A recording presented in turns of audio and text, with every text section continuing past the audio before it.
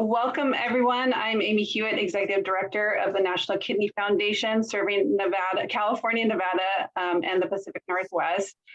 Our Senior Director of Programs, Patty McCormick, is away this week, spending some time in the woods. And if she were here, she would be making sure that I include that I have been with NKF for almost exactly 3.5 years. And I celebrated my 3rd work anniversary by becoming a living kidney donor. And many of you may know my intended recipient in a paired exchange was Wilson too. And there were four total 4 recipients and 4 donors. So anyways, thank you for letting me share that. Thank you for joining us this evening. We are grateful to our speakers, our moderator, and of course, all of you for joining us. Having this virtual forum has allowed us to engage speakers and attendees from near and far. I actually think we have somebody joining us internationally tonight, and it's been a huge benefit to our community. We have in-person programs starting this fall and look forward to hosting more in 2023. And a little housekeeping and just a couple of reminders. If you are typing into the chat, please make sure to select everyone in the chat box and on the drop-down menu. That way, any comments, questions can be seen and asked by all. Dr. Zhang will moderate the Q&A session at the end of each talk. You may also unmute yourself and speak up to ask questions during that time. I think that's one of the things that we all love about this forum. And our team is planning out our future events, so our future education events. And we'd love your input on what you find is needed both by the patients that you are serving. So to warm up the chat, please type in the top 2 or 3 more topic areas that you would recommend that we cover in the coming year. And I will just take a moment to look at all of those. Let's see, we don't have a lot happening in the chat, but if you have any ideas for us to bring ideas for educational opportunities for the patient community, let us know and put that in the chat, and we can work with some of your ideas. The medical education part.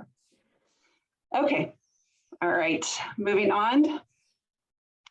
I want to share our upcoming programs. The links to all of these will be in the chat and in the follow-up email. In just a couple of weeks, we've got our Bay Area Kidney Walk happening on Sunday, September 18th. We will be at the Embarcadero in San Francisco. We are super excited to be back in person and hope you will join us there.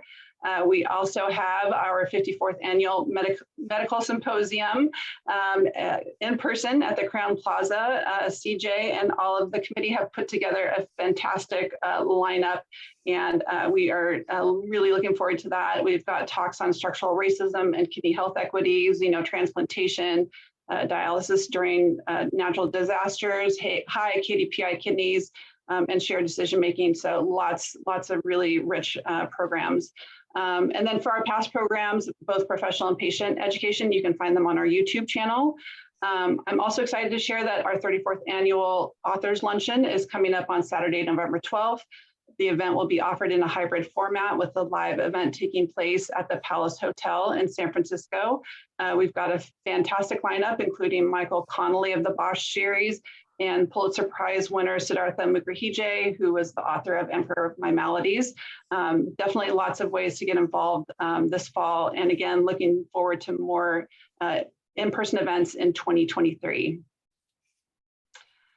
We want to acknowledge the IME grant we received from AstraZeneca in support of this educational program. We are grateful for this generous support that helps make this Journal Club program possible. And also thank you to exhibitor Otsuka Pharmaceuticals, also a loyal supporter of our programs. And I also want to say a big thank you to tonight's presenters and of course our amazing program chair, CJ Zhang. Dr. Zhang has been leading our effort in medical education for several years, inspired by Dr. Jeffrey Young, who chairs our South Bay Journal Club, who you'll be hearing from tonight. CJ helped our team launch the East Bay Journal Club several years ago. And with the pandemic, CJ helped us move to virtual programming. In addition to that, Dr. Zhang stewarded 2 virtual annual medical symposia and is chairing our return to in-person with that program coming up September 30th. Your energy and creativity have buoyed our team, and we can't thank you enough. We are forever grateful. So I am going to turn it over to you, CJ. That is enough from me, and I'll let you take it away. Thank you, Amy. You're welcome. You know, I always think kidney donors are the angels of this world, and you are an angel. Thank you for doing such a wonderful, great deed for mankind. So we have 3 great, excellent speakers. I put them randomly, but didn't realize actually there must be some divine power on this. Dr. Connie Ree is going to talk about how to prevent people get on dialysis. And Dr. Yang will follow talk about history of dialysis. Then Dr. Wang is going to talk about how to manage patient without dialysis. So what a coincidence, or what great arrangement, not by me, but just somehow it happened. Our first speaker is Dr. Ree. Dr. Ree does not need introduction. Everybody knows her. She is greatly published. Almost like every time I opened a journal, I saw her name on a paper. And I was particularly noticed a couple of years ago, her publications, nutrition and the kidney disease and twice a week dialysis. And I was fortunate to meet her first time at 2019 ASN in the elevator. I saw her name and I saw her name tag. I quickly introduced myself to her, and we know each other since then. And she has been great friend, and I learned so much from her. And she gave a wonderful talk on eating during dialysis during last year's symposium. And when Dr. Calenta allowed me to join UC Irvine Grand Round, I also learned so much from her. So with that, welcome, Dr. Ree. Thank you so much. The floor is yours. Thank you so much, Dr. Jing, for your very kind introduction. And you're my major role model. It's always a privilege to have you join our UC Irvine Nephrology Grand Rounds. I'm going to share my slides here. And can everyone see the slides okay and hear me okay? Yes. Yes. Okay, great. Thank you. Well, once again, I want to thank Dr. Zhang, Ms. Hewitt, Ms. Ko, Ms. McCormick for the opportunity to present to you today. I'm also deeply privileged to have the opportunity to speak at the National Kidney Foundation Northern California Journal Club with these distinguished speakers, Dr. Yang and Dr. Wang. And so I think I'm even more excited to hear their presentations than share with you mine. But it's a real honor to speak to you on a very important topic to me, that is the impact of SGLT2 inhibitors on kidney disease and the heart, how sweet it is. These are my disclosures. As Dr. Zhang highlighted, the major themes of my clinical work and research have really been centered on the intersection between endocrinology and metabolism, kidney disease, and nutrition. And I've had really the great privilege of working together with not only nephrologists, but also endocrinologists and nutrition experts, and really trying to develop scholarly works that can better serve our patients and also the medical community. And one of these things is a recent textbook that we published, not just with nephrologists, but also with our endocrine collaborators and also nutrition collaborators. And if you guys ever need any access to these resources, please don't hesitate to shoot me a message in the chat or send me an email, and I'll be happy to share these with you. Over the next 30 minutes, there are 3 main objectives I want to cover. We are first going to review the scope of diabetes and CKD, including the epidemiology of diabetic kidney disease and the cardiorenal risk of diabetes. We're then going to move to examining evidence-based pharmacotherapies in diabetic kidney disease management with a refresher on traditional pharmacotherapies and with a focus on the newer SGLT2 inhibitors, including their mechanisms of action and data from major clinical trials in both the CKD and non-CKD populations. And then we'll close with touching on the practical implementation of SGLT2 inhibitors in real-world clinical practice, including approaches that we can use to optimize their effectiveness and to mitigate risk, and also emerging data from real-world settings. So I'd like to start out with a case to simulate our thinking about this topic. So this is a very prototypical case that we might see in my routine ambulatory clinic. So a 60-year-old male with type 2 diabetes presents to the nephrology clinic for follow-up of his stage 4 CKD. His baseline creatinine is 2.6 and his eGFR is 26.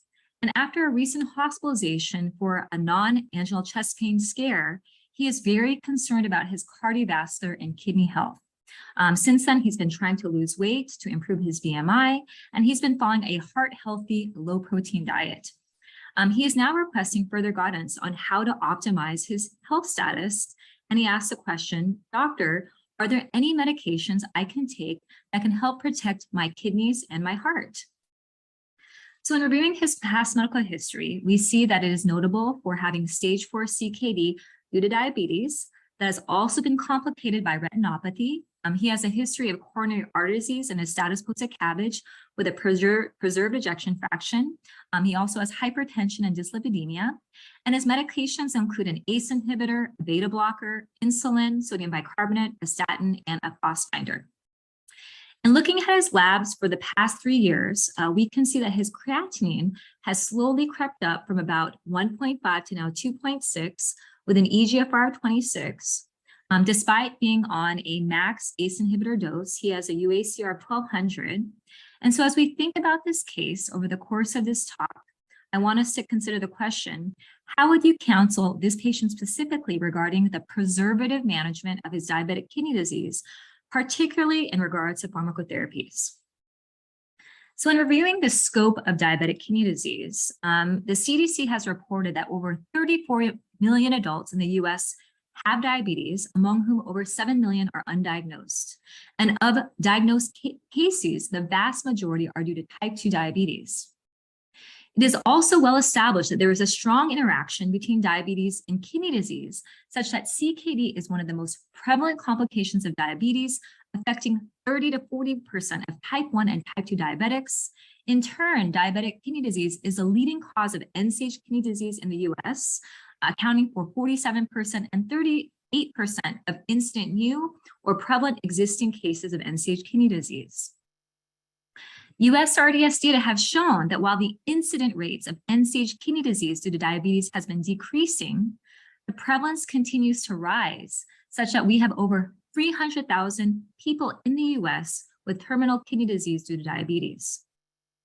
And in terms of international comparisons, while parts of Singapore, Malaysia, and Qatar had the highest proportion of patients with de novo end-stage kidney disease due to diabetes, the US unfortunately trails closely behind, being ranked 8th highest in percentage.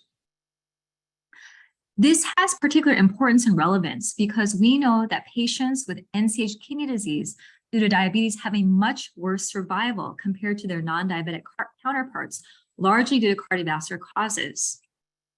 Additionally, multiple large population-based studies, including this rigorous analysis led out of Kaiser Northern California, have also shown that patients with CKD due to diabetes have a much faster rate of kidney disease progression compared to those with kidney disease from other etiologies. So in combating diabetic kidney disease, we have to use a multifaceted approach that not only incorporates cardiovascular disease prevention, glycemic control, physical activity, dietary interventions, addressing psychosocial issues, and optimizing self-management and education and support. We also have to take advantage of pharmacologic interventions. So as a brief refresher, in terms of traditional pharmacotherapies, RAS inhibitors have truly been the cornerstone of diabetic kidney disease management for a long-standing period. Many clinical trials have shown the benefits of RAS inhibition on CKD and other cardiovascular outcomes, and probably the 3 most notable clinical trials to date have included the 2001 IDNT trial and the 2001 RENAL trial, showing RAS inhibition's benefits on reducing the doubling of serum creatinine, risk of end-stage kidney disease and death, as well as the 1993 New England Journal of Medicine captopril trial, also showing a reduction of doubling of serum creatinine with use of ACE inhibition. Now, when we think about the pathophysiology of diabetes, we have to keep in mind that diabetic kidney disease, we have to keep in mind that diabetes contributes to CKD and compromises tubular glomerular feedback by not only promoting direct dilation of the afferent arteriole, but also indirectly causing constriction of the efferent arteriole. This in turn leads to an increase in glomerular hypofiltration, glomerular stress and pressure, and increased intraglomerular hypertension. With the use of RAS inhibition, while we see a reversal of efferent arterial vasoconstriction, dilation of the afferent arteriole persists such that we have incomplete restoration of tubular glomerular feedback. Now, as we think of newer agents in our armamentarium of diabetic kidney disease management, we have had the advent of SGLT2 inhibitors. When we think about the major classes of anti-glycemic agents, they largely work by four main mechanisms of action.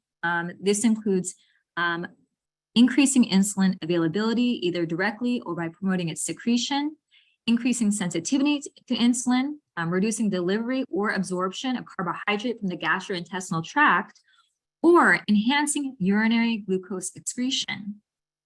And so in surveying many of the newer anti-diabetic agents in our armamentarium, this is primarily how the effects of SGLT2 inhibitors work on modulating glycemic control. So as a summary of pathophysiology, each day we have 180 grams of glucose that is filtered via the glomerulus. And 90% of this is reabsorbed by the SGLT2 located in the proximal convolute tubule, with the remainder being absorbed by SGLT1, which is located in the descending proximal tubule straight segment. And with SGLT2 inhibition, we not only see a reduction in glucose reabsorption, but also reduction in sodium reabsorption, modulation of body weight, blood pressure, glomerular hypofiltration, and a reduction in uric acid. So these mechanisms are very important, and we have to keep in mind, whereas we see incomplete restoration of tubular feedback with RAS inhibition, we see full restoration with SGLT2 inhibition because there is not only reversal of efferent arterial vasoconstriction, but also reversal of afferent arterial dilation. So in the past 15 to 16 years, there has been an exciting arrival of a number of major clinical trials showing the benefits of various anti-glycemic agents on cardiovascular and kidney outcomes. And this was really motivated by a meta-analysis that was published by Dr. Steve Nissen at the Cleveland Clinic showing the cardiovascular risk of thiazolidinediones. And following that publication in 2008, the FDA issued guidance to industry that there should be a mandated assessment of cardiovascular risk in any new anti-hypoglycemic agents seeking approval for the management of type 2 diabetes. So with this recommendation, there has been an exciting advent of a number of major clinical trials in the general population, looking at SGLT2 inhibitors and reduction of cardiovascular risk, which have included the EMPA-REG outcome trial, the CANVAS trial, as well as the DECLARE-TIMI 58 trial. And then looking at these three major SGLT2 inhibitor trials in the non-CKD population, all looked at populations with type 2 diabetes and high underlying cardiovascular risk, but with fairly preserved kidney function. Each of these trials either showed a reduction in the primary cardiovascular composite outcome or non-inferiority compared to placebo. But we also recall that these trials also showed benefits in terms of a number of exploratory renal outcomes. However, we have to keep in mind that these trials were not designed to provide definitive information about SGLT2 inhibition on renal protection. It also bears mention that these major clinical trials in the general population also demonstrated a number of adverse effects, which included GU infection, heightened risk of euglycemic DKA, a fracture risk, as well as amputation in the CANVAS trial, whereas inconsistent findings have been observed in trials specifically focused on the CKD population.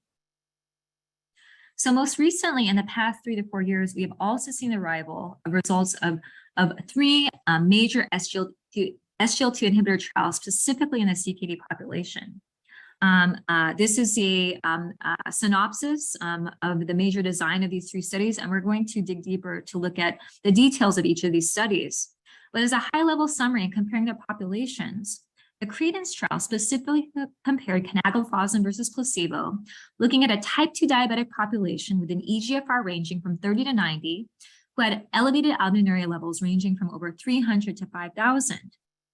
This was followed by the DAPA-CKD trial that specifically looked at dapagliflozin and placebo, but this time looked at patients with and without type 2 diabetes, with an even lower eGFR threshold down to 25 to 75, and who also had elevated albuminuria levels ranging from 200 to 5,000.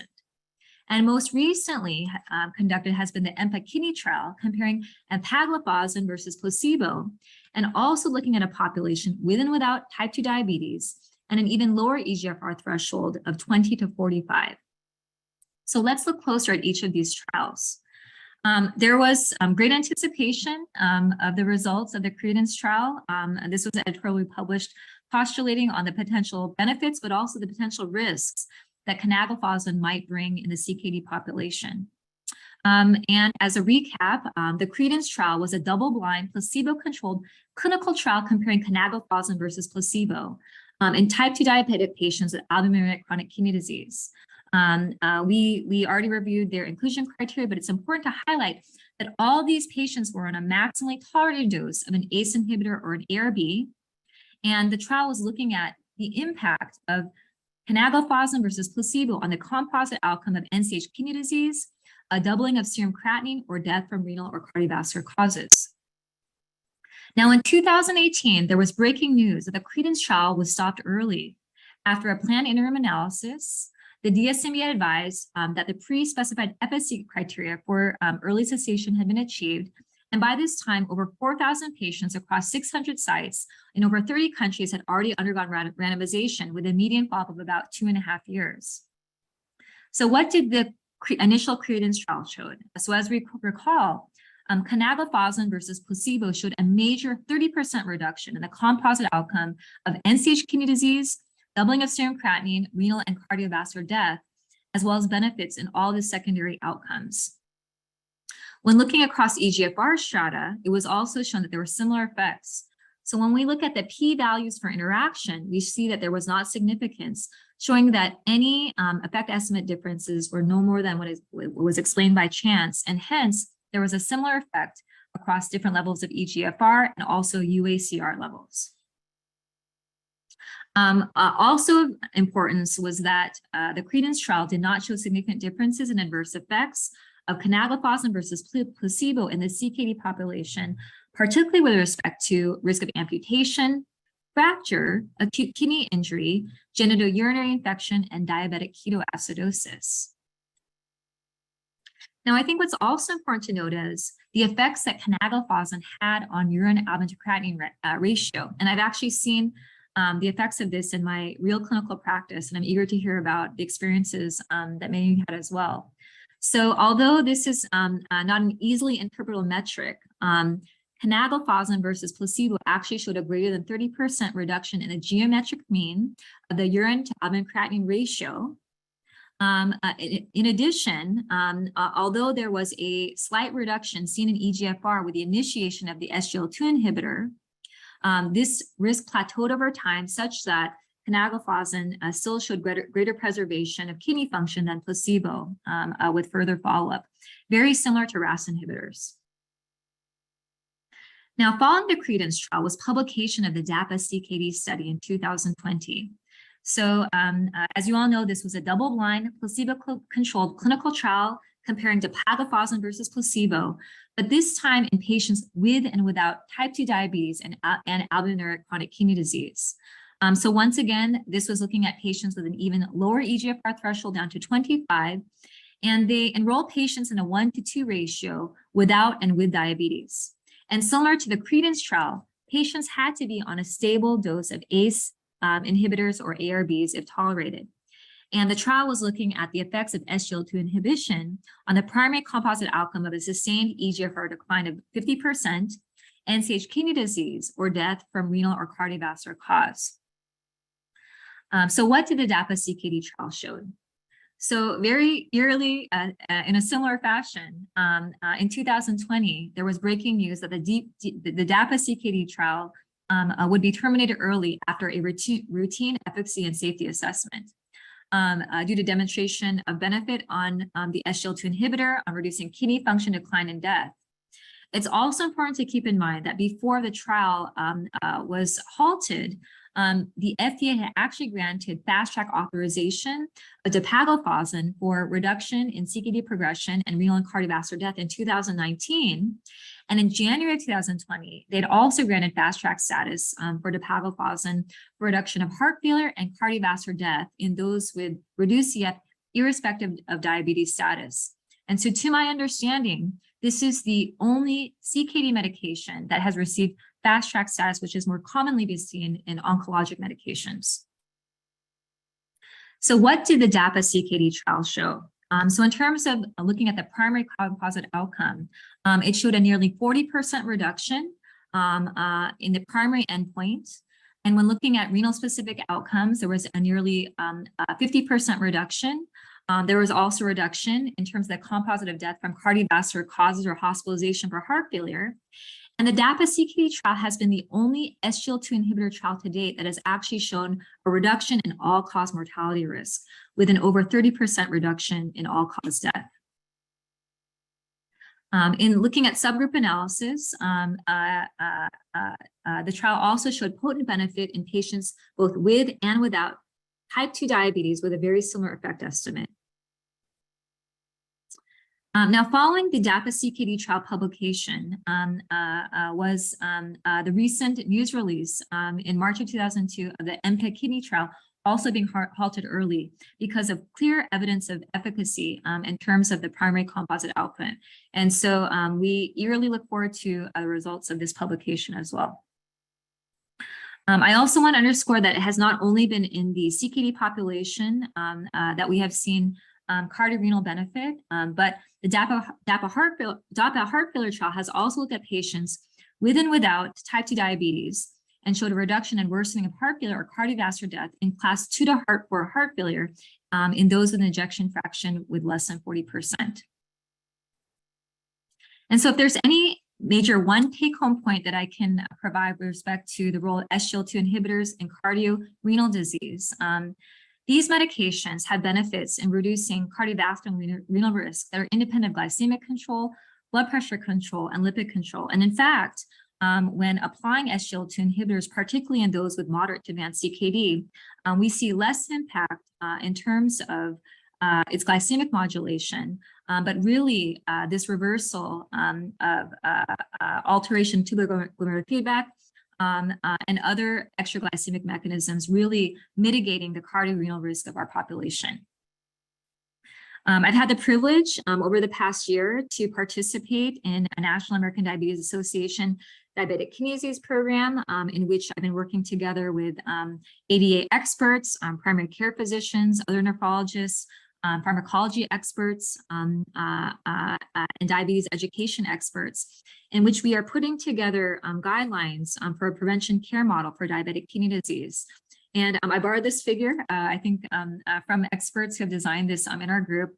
But really one of the major take-home points that folks such as Dr. George Bachris, Dr. Josh Neumiller, who I've learned a lot from these discussions, is that in addition to applying our standard of care therapies in diabetic kidney disease, such as glycemic management, blood pressure control, lipid management, we really have to leverage these new therapeutics in our armamentarium to reduce cardiorenal risk that are independent of glycemic, blood pressure, and lipid control effects. So I want to close this discussion with talking about real-world data and the practical implementation of SGLT2 inhibitors in clinical practice. So it's important to also highlight other medications we have in our armamentarium for glycemic status modulation. And one of these medication categories include the GLP-1 receptor-based therapies. So as you recall, the way that this category of medications work is that with the ingestion of food, we see release of gut hormones, which are called incretins. And this enhances glucose-dependent increased insulin release from the pancreatic beta cells, as well as reduction of glucose-dependent glucagon release from alpha cells. Additionally, these medications work by slowing gastric emptying and reducing appetite. GLP-1 is actually deactivated by the DPP-4 enzyme, and so DPP-4 inhibitors are also in this family of GLP-1 receptor-based therapies. Our group has had particular interest in conducting comparative effectiveness analyses, looking at the real-world effectiveness and safety of not only SGLT2 inhibitors, but also DPP-4 inhibitors and GLP-1 agonists, as some of these newer kids on the block for modulating not only glycemic status, but cardiorenal risk in the CKD population. So working with national veterans data, we had the opportunity to look at over 64,000 patients from the national VA database. And when we looked at the overall cohort, we actually saw that compared with DPP-4 inhibitors, SGLT2 inhibitors demonstrated a lower likelihood of developing incident end-stage kidney disease and all-cause death risk. However, in fully adjusted analyses, we saw that GLP-1 inhibitors had equivalent risk, really therefore elevating the potential real-world benefits of SGLT2 inhibitors as compared with newer drugs on the block. When we look specifically at a CKD subcohort of about 29,000 patients, we also saw a very similar trend in analyses. Safety concerns have also been a reason why we may be seeing lesser uptake of these evidence-based pharmacotherapeutics in real-world practice. And so we additionally conducted analyses in the National VA database comparing SGLT2 inhibitors, DPP-4 inhibitors, and GLP-1 agonists on specific safety outcomes, including infection requiring hospitalization, GU infection-related hospitalizations, amputation risk, and diabetic ketoacidosis. So in summary of our main findings, we actually saw a lower risk of infection-related hospitalizations with SGLT2 inhibitors compared with a reference group of DPP-4 inhibitors. We saw no higher risk of GU infection, no higher risk of amputation, but we did see a higher risk of diabetic ketoacidosis that I want to touch on more in terms of approaches to optimizing safety of these medications. So this was a fantastic publication that was led by colleagues in the University of Washington. Dr. DeBear is a major expert in diabetic kidney disease. And they really outlined a protocol in terms of practical implementation of SGLT2 inhibitors in patients with type 2 diabetes and CKD. And I think as a quick recap of this article, it's really important to keep in mind major risk factors for complications in our type 2 diabetic CKD population, including not only hypoglycemia risk, but also AKI risk and diabetic ketoacidosis. So in working very closely with endocrinologists who are much smarter than me, when we've been co-managing our patients, they have oftentimes advised me that we have to keep in mind that type 2 diabetic patients may not only be insulin resistant, some may actually be insulin deficient, requiring insulin therapy. And if we are going to reduce their insulin medications, we have to use caution because this could actually heighten their risk of diabetic ketoacidosis or euglycemic ketoacidosis if we initiate SGLT2 inhibitors. So this should really be something that's closely watched, and you really use caution in terms of stopping completely or reducing insulin use, even in type 2 diabetics when SGLT2 inhibitors are initiated, and watch for potential risk of euglycemic DKA. Additionally, given that we know that SGLT2 inhibitors have sodium and also blood pressure and volume modulation, if our patients are having decreased oral intake, also diuretic use, nausea, vomiting, diarrhea, SGLT2 inhibitor use should be modulated in these contexts. We may have to adjust diuretic doses, and if patients are feeling sick, we may have to advise them on taking a potential sick day to avoid the risk of volume depletion and also acute kidney injury. Another point I want to highlight is the potential benefits that SGLT2 inhibitors may have in terms of mitigating hypoglycemia risk.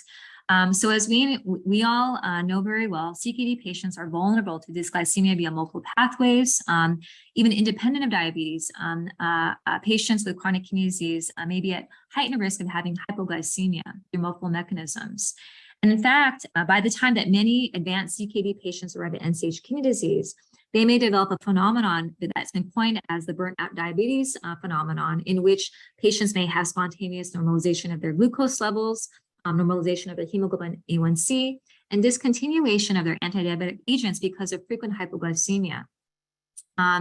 So KDIGO and other guidelines have actually indicated that SGLT2 inhibitors and some of these newer anti-glycemic agents have a lower hypoglycemia risk as compared with the more traditional agents we've used.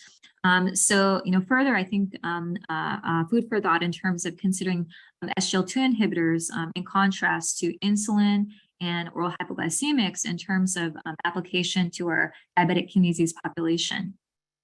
This is a quick summary of the American Diabetes Association recommendations in terms of consideration of implementation of SGLT2 inhibitors and other types of anti-glycemic agents. The main take-home point is in patients who have high risk indicators of atherosclerotic cardiovascular disease, heart failure, or CKD, SGLT2 inhibitors should be considered as first-line therapy. This is another figure I've also borrowed in terms of the report we're putting together with the American Diabetes Association Diabetic Kidney Disease Prevention Care Model. But in addition to applying these important lifestyle therapies such as diet, physical activity, smoking cessation, weight management, and appropriate sleep, once again, SGLT2 inhibitors should be considered as first-line therapy, even in patients as low as an eGFR of greater than or equal to 20, and can be continued until the patients arrive at dialysis or transplantation.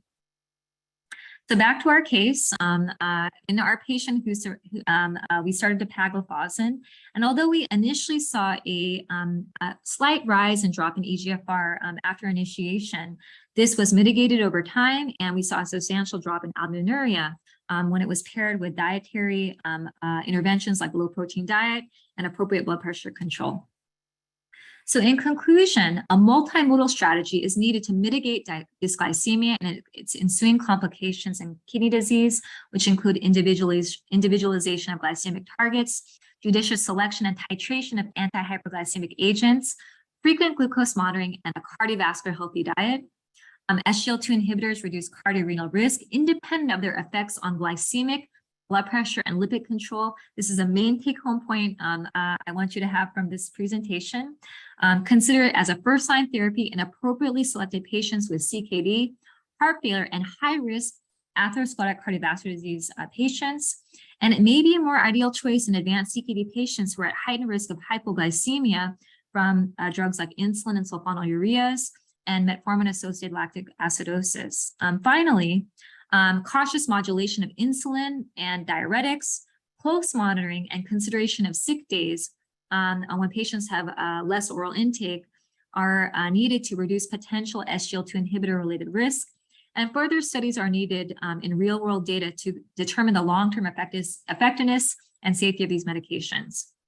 I want to pay thanks and acknowledgement to many collaborators and colleagues, also to the NIH who's funded a number of our studies. And thank you again once again for the privilege of being able to speak to you today. Great. Thank you so much. Wonderful talk. Anybody has any questions, feel free to unmute yourself.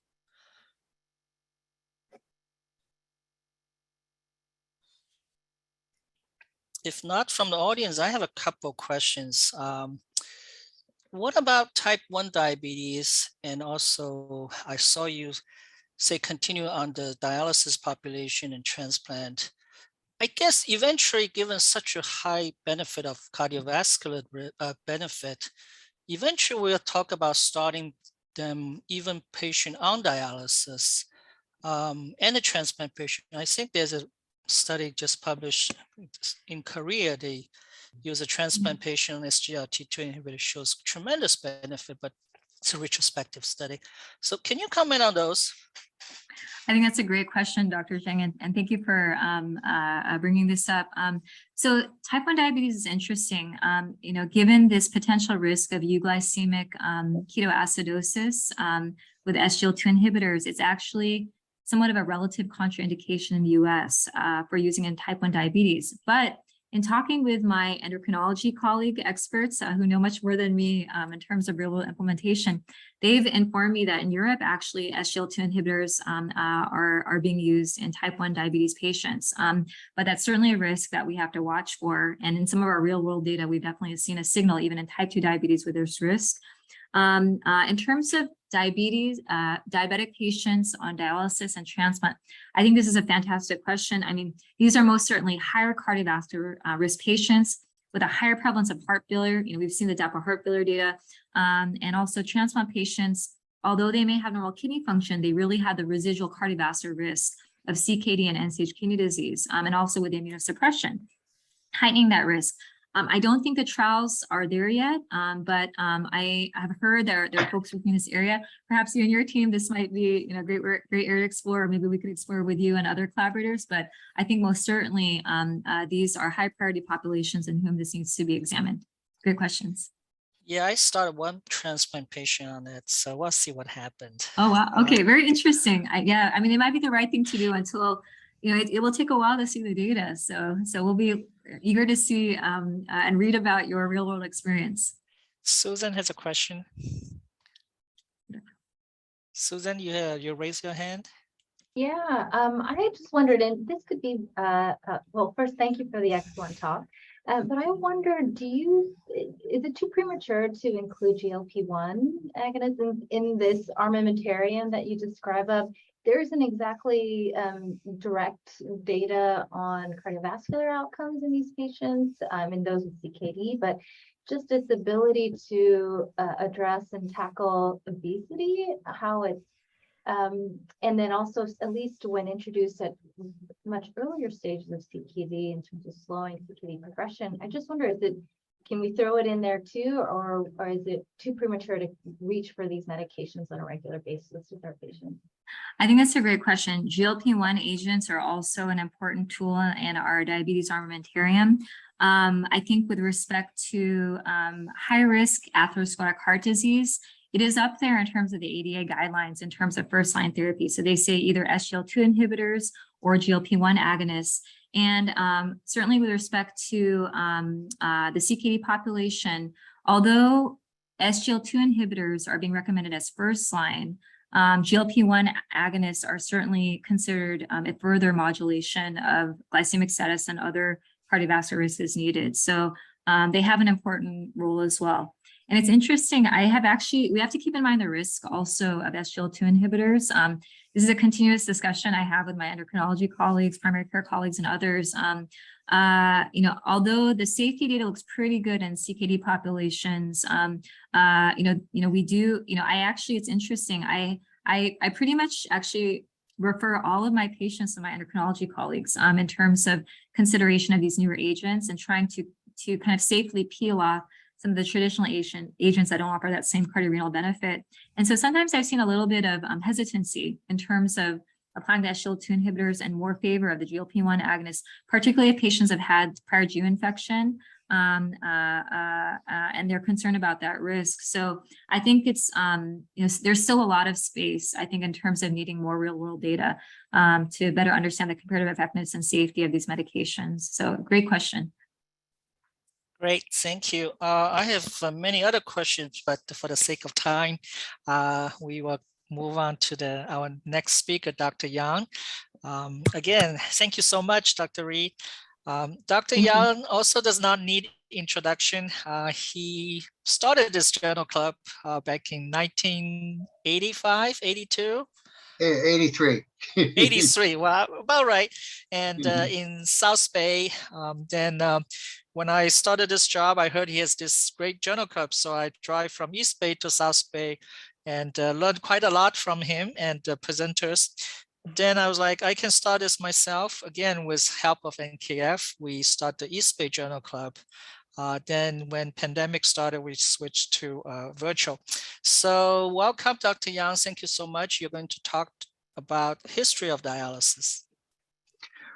Well, thank you very much.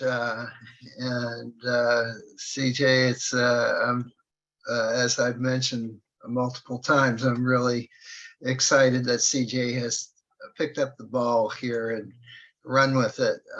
It's great. And I wanted to thank Celine, Patty, and Amy as well.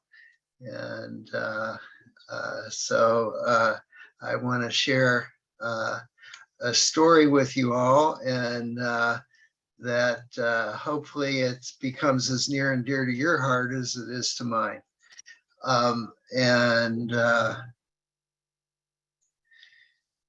You'll have to bear with me a little bit because I've embedded some clips from a 55-year-old film. So it shows. Okay.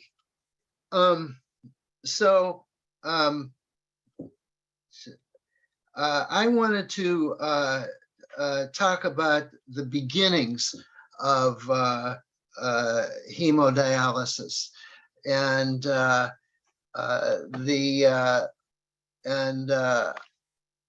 I've got no conflicts of interest to report, but I do want to, before I start, make particular acknowledgments to Dr. Suhail Ahmad, who was the former medical director of the Scribner Kidney Center, as well as the Northwest Kidney Center, and Chris Blagg, who just died this year. He was a former medical director of the Northwest Kidney Center. And Amol Jabalia also died this year.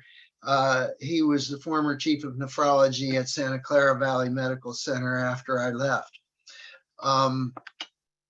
The story I wanted to tell is what I think is a fascinating and great story with multiple themes, human themes. The theme most prominent is that of inspiration and the so-called human face of the issue. In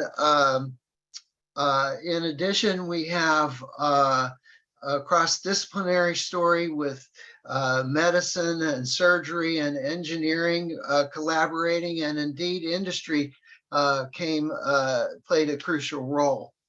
It's a tremendous story of ethics, and many have called the story the beginning of the era of modern medical ethics. It includes the allocation of scarce resources, healthcare as a right, and treating all lives equally. The interdigitation of politics and medicine, and the responsibility to advocate, as elucidated in the AMA's Code of Ethics, you'll see helped make the end-stage renal disease program a reality. I would like to dedicate this to Dr. Belding Scribner.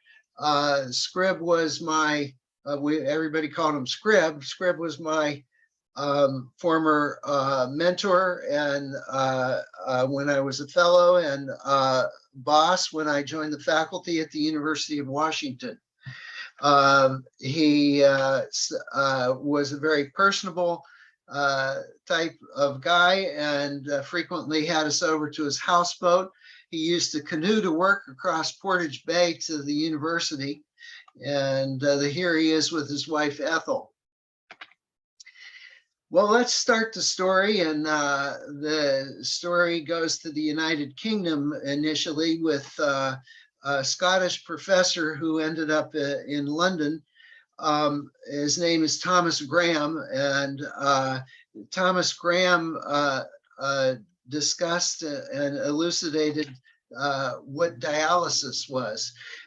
He had this hoop dialyzer concept where he was able to put inside the hoop a test substance and float it into a bigger container that was full of water, and use a parchment membrane, vegetative or in some cases ox bladder, that the test substance would dialyze across into the water. The water could be evaporated, and the dialyzable substances he called crystalloids, and the non-dialyzable were colloids.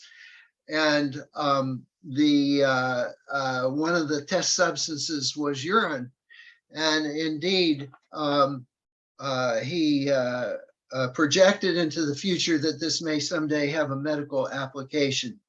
Thomas Graham was a renowned scientist working on diffusion of gases and other issues. The story now goes to the United States, to John Jacob Abel, and Abel assembled a team at Johns Hopkins with Leonard Roundtree and Bernard Turner, and together the three of them used with Turner's glass blowing skills, and they connected these two glass blown ends by using tubes made of colloidin, which was a dialyzable membrane, a semi-permeable membrane that, and they could run blood through that and put dialysate on the other side. And they ended up experimenting with first rabbits and then dogs as they made it bigger. And they did make it big enough for humans, but they never used it in humans, although Abel did do a little bit of plasmapheresis on a uremic. But the idea was maybe that this kind of device would be useful both in intoxications as well as in renal failure. But his work was interrupted because of lack of a suitable anticoagulant during the war years. What he did is he used the heads of leeches, which he ground up to extract an anticoagulant known as Hirudin. And he used particular leeches that he had ordered from Hungary, which got held up by the British War Office in Copenhagen, and subsequently he abandoned the work. A medical student really came to the fore subsequently. Abel's work was around 1912, 13, and 14. Jay McLean, the med student in the lab of distinguished Professor William Henry Howe at both, again at Johns Hopkins, was able to find an anticoagulant in the liver, so-called heparin liver, and that was named heparin, although the small bowel is probably a better source of it. Nonetheless, when Haas started out, he only had Hirudin as well, initially. And this is the second patient here at the top, and another subsequent patient that he dialyzed. He only was able to dialyze for such a short time, and that it really had no discernible effect on the patients. Subsequently, however, he did get a hold of some heparin around 1928, and but never dialyzed enough to make a difference. The first successful dialysis was done by Wilhelm Kolff. He had dialyzed 16 patients before he had a success on patient number 17. Couldn't do that today, experimenting and see 16 patients die with your device, but actually one of them lived, but he attributed that to the spontaneous recovery. Here he talks about an individual patient inspiration. Haas was inspired, by the way, I forgot to mention, by his experiences in World War I, where he encountered a lot of young people dying of kidney disease from trench nephritis. Kolff talks about Jan Bruning, a young 22-year-old man, and here in his own words, we'll let him speak. I had the responsibility for 4 patients. And one of these 4 patients was a young man, about 22 years old, and he had what is called chronic renal failure. And I couldn't help thinking that if it were possible to remove in some way or another enough of these retention products that were accumulating in his blood, that then this boy would probably be able to live a normal life. And I felt that all I had to do was make a machine that would circulate blood through a long tube of cellophane and remove urea and other retention products by dialysis. And this I started to do then in 1939. And shortly thereafter, the war came and the Germans invaded the Netherlands. and a Nazi was put at the head of the medical department of the University of Groningen, and the day that he came in, I went out. What I thought was very interesting is when they put a Nazi as head of medicine, his former chair of medicine had left, and the chair was Jewish, and he and his wife both committed suicide. Kolff decided that minute he was going to go to a small town called Kampfen, where he did the rest of his work during the war years. And this is, he had the advantage of having not only heparin, but he had a new membrane, cellophane, cellulose acetate, which was essentially sausage casing. And they ran blood through here. They were very ingenious. He worked with an engineer who was at the Kampfen enamel factory, who was one of the managing directors. So they had to hide from the Germans because the Germans wanted all their work to be dedicated to the war effort. So they made this tub where they put the fluid, and initially they found a downed German plane, I believe it was, where they got aluminum to make this device, and they used a sewing machine motor to rotate the device, and Archimedes' screw principle to get the blood through the device. And that was the first dialysis machine ever successfully used on a human.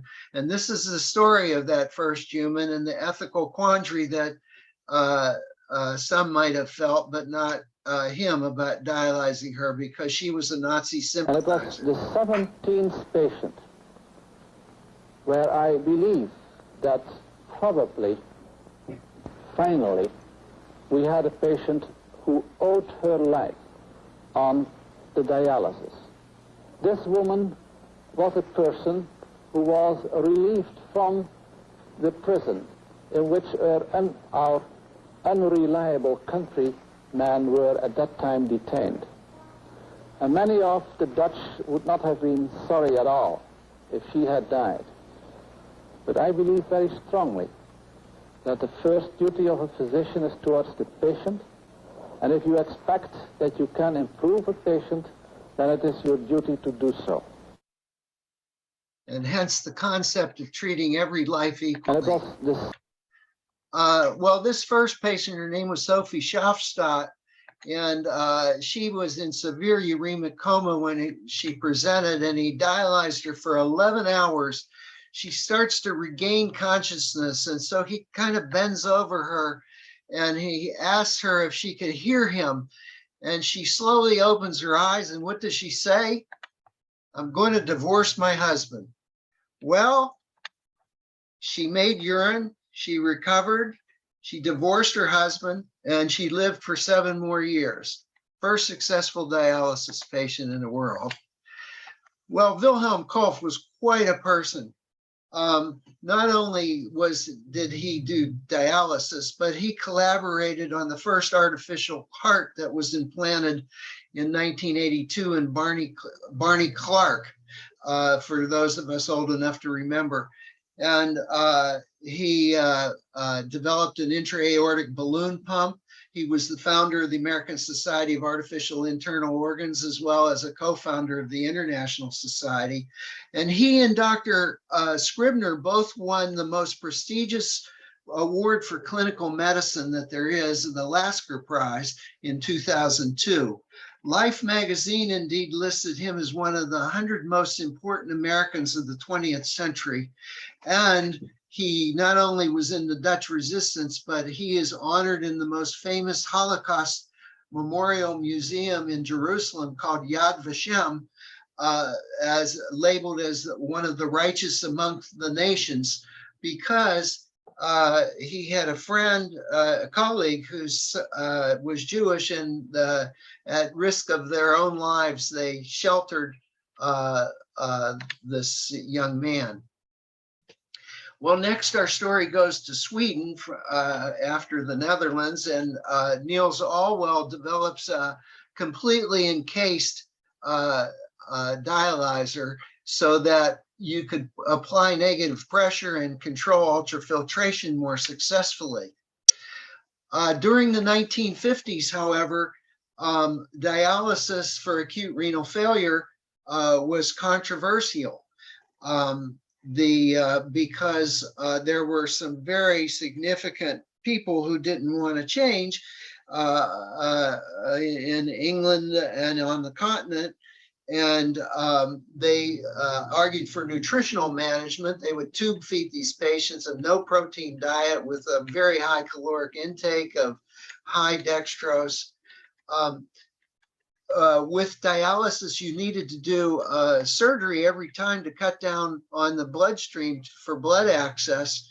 And therefore, since you would soon run out of arteries and veins, to do this on chronic kidney disease was considered an absolute contraindication to dialysis, with the longest survival only being up to 181 days.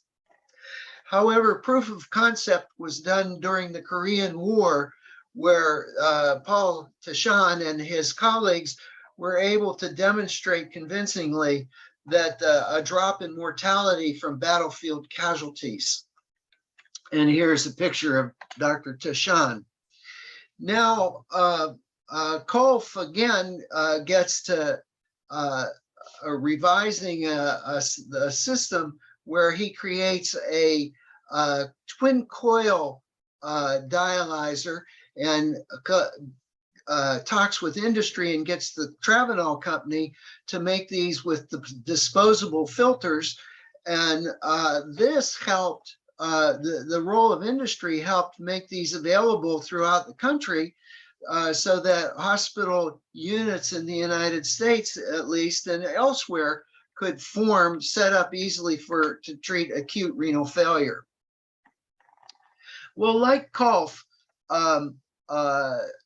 Dr. Scribner had a patient who inspired him a direct contact, and the patient's name was Joe Saunders. I think it was either December of '59 or January of '60 where he encountered Joe Saunders. And in his words, he said, when he entered the hospital, he was in coma, and his heart failure was so bad that foam was oozing out of his lungs and mouth. Yet 1 week after dialysis began, Joe was up and about, feeling amazingly well as a result of several treatments on the artificial kidney. And yet, despite this amazing result, all was not right. The original diagnosis was wrong. Mr. Saunders had a disease which had totally and irreversibly destroyed his kidneys. They had done a kidney biopsy. He goes on and has a conference with the wife and talks about that, and then he ends that segment by saying the emotional impact of this case was enormous on all of us, and I could not stop thinking about it. Then one morning about 4 a.m., I woke up and groped for a piece of paper and pencil to jot down the basic idea of the shunted cannulas, which would make it possible to treat people like Joe Saunders again and again with the artificial kidney without destroying 2 blood vessels each time. And indeed, basically, it was such a simple idea. The most amazing thing about this idea was that, unlike most such ideas, it worked right from the start. And here you see the shunt that Scribner and the engineer Quinton and the surgical colleague Dillard put in the arm that could be used over and over again. Scrib had run into a surgeon by the name of Lauren Winterscheid in the hallway. Winterscheid told him about this new material in the basement that they thought would have less tissue reactivity. It was called Teflon. Well, it turns out Teflon worked not because of decreased tissue activity, but because reactivity, but because it was less thrombogenic. Yeah, and subsequently, because it's rather rigid, subsequently they used silastic with they kept Teflon tips, but they used silastic as the connector, which and the connector was removed with each dialysis, and that doubled the lifespan of the shunt. Now, it wasn't until 1966 that Brescia, it's shown here, and Semino developed the arteriovenous fistula, which to this day was the best source of blood access. And as Scribb said, I should have thought of that. Well, he didn't, but he started the whole ball rolling in 1960. And in fact, he started the ball rolling within 3 months of his contact with Joe Saunders by starting Clyde Shields on dialysis. In March of 1960, and also in March of 1960, he started Harvey Gentry. Clyde Shields was 39 years old, 39-year-old machinist who dialyzed for 11 years thereafter. Scribb actually took Harvey, not Harvey, but he took Clyde Shields and his wife to Chicago with his team, Quentin, and with his glass blowing to show him about the Scribner shunt, and showed it to some of the luminaries at the transactions meeting. And even though he wasn't on the agenda, he showed Clyde dialyzing there in the hotel room. Even though he wasn't on the agenda, they asked him to write it up. This report was so prescient. In that report of those first few patients, they described how the extracellular fluid space management could manage hypertension. They anticipated erythropoietin use. They talked about the importance of nutrition, and they also were aware of long-term vascular complications, which they subsequently reported. They also noted later that phosphate control and metastatic calcification were very much a problem and linked, and that patients started walking like ducks, as Scribb said, because they had neuropathy and were underdialyzed, and they had arthritis from uric acid. Well, in the beginning, patients dialyzed for 24 to 60 hours per session at intervals of 4 to 21 days. By May of 1960, they had 4 patients being kept indefinitely alive at the University of Washington Hospital. But the administrators stepped in and they said, that's it. We're not, we got some research going on, but that's it. You got 4 patients. We're not expanding this as is. So that was the impetus to take it as an outpatient. And here's where the medical society got involved with the help of philanthropic support from grants. And they created in January 1962 the first outpatient dialysis facility in the world, called the Seattle Artificial Kidney Center, later known as the Northwest Kidney Center, where I actually started my fellowship. It was the first facility in the world. The second was in Spokane. Early units dialyzed only 2 to 4 patients at any one time. And here Scribb collaborates with an engineer named Les Babb to devise a system of continuous dialysate delivery to multiple machines. It was a monstrous setup, and patients, in fact, called it the monster, as you can see here. However, along comes a patient that gets rejected for the program because she's too young. She's a teenager, and she has severe lupus and nephritis, and BAB works frantically to miniaturize the whole system, develops a proportioning pump system with concentrate, which became the prototype for all dialysis machines today. I had the privilege of knowing Les Babb as well. This was the first patient that was sent home on dialysis out of necessity because she didn't make the cut because of her young, tender age. In Japan and in Boston, home patients were also started. There was very early opposition to expansion of these programs for chronic dialysis. First of all, few other places were able to match Seattle's experience. Scribner warned of too little time on dialysis and too low a dose. Alwall, who I showed you from Sweden, actually was having bad results, came to Seattle, learned their techniques, and came back and started getting better results. But unfortunately, a lot of programs weren't having very good results. Scrib and Seattle were considered outsiders geographically and culturally at the time compared to the big Eastern and big city programs, which were very physiologically based. Academic nephrologists and academic nephrologist chiefs saw this as a drain on their resources. The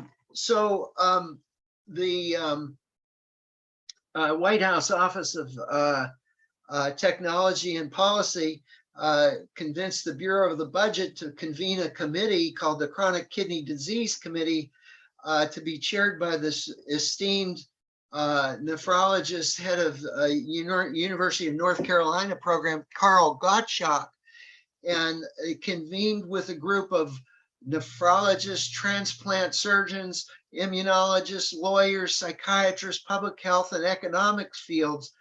And they put together a report in 1967.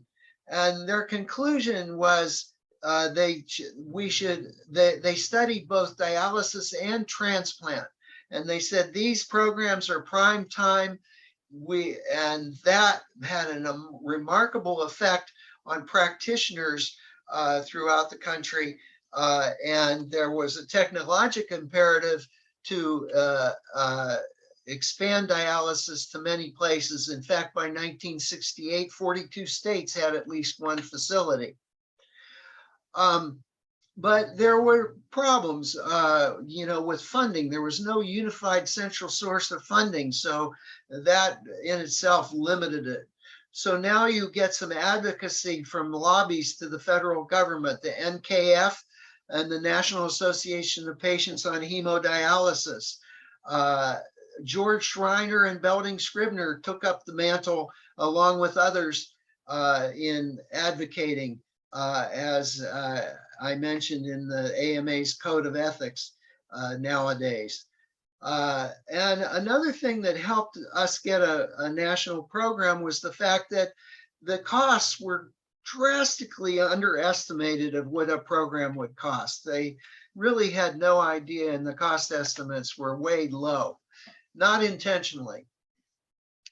Then the human face of the issue. They had the National Association of Patients on Dialysis Vice President Shep Glazer actually dialyzed in a subcommittee of Congress at the House Ways and Means Committee, and another patient went to the Senate Finance Committee. Little did they know, the poor fellow managing that dialysis cut it short after a few minutes because nobody knew it, but Shep Glazer went into VTAC during the procedure.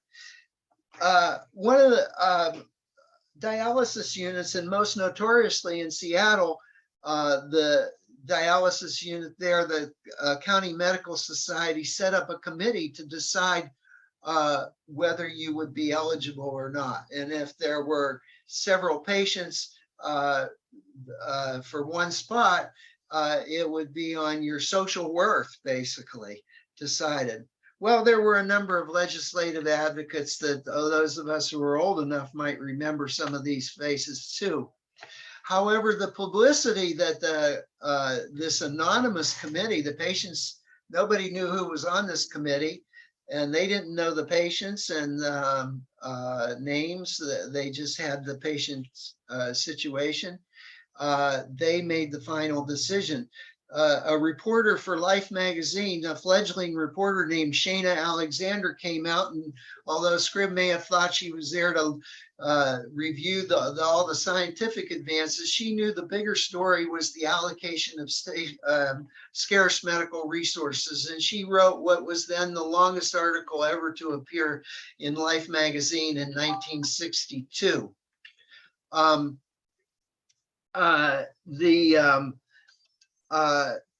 There were many who criticized this committee, and rightfully so, but you needed a solution. And as Scribb pointed out in his presidential address to the ASAIO, that there were 50 to 100 patients on transplant plus dialysis in the last 4 years. But he said there are 10,000 or more ideal candidates who have died in this country for lack of treatment. So obviously people are rationing. Selections were taking place. Now you hear the famous NBC television documentary, right before it, Scribb is talking with Chris Blagg, and on the panel you'll see also Quentin and Les Babb. But he talks about it, and then we cut into segments of a famous NBC television documentary by Edwin E. Newman that helped sway public opinion and help get this legislation passed. Here's segments of this. About the genesis of that. Well, you know, we were going along pretty well with our 4 patients at the university, and it became patently obvious that if it was ever going to amount to anything, we had to get it out of the ivory tower and out into the community. And so I was able to convince the Hartford Foundation to give us a grant to demonstrate community feasibility. And we built the little center down in the basement of the nurses' residence next to Swedish Hospital to demonstrate out of hospital, or so-called outpatient dialysis now. And got going with that. And of course, the King County Medical Society was involved, and they were the ones that came up with the idea of the selection committee, and chose the members of the committee and made it function. And that committee became much more famous than anything else that we ever did. People still think we have it. Yeah. I mean, in retrospect, do you think that was a good thing? Oh, in retrospect, I think it was a darn good thing, because I think it focused attention on the dilemma that we were facing, and eventually led to the NBC special, and then finally to the change in the legislation in '73. All right. You check meter reading? All set. Okay, that looks real good.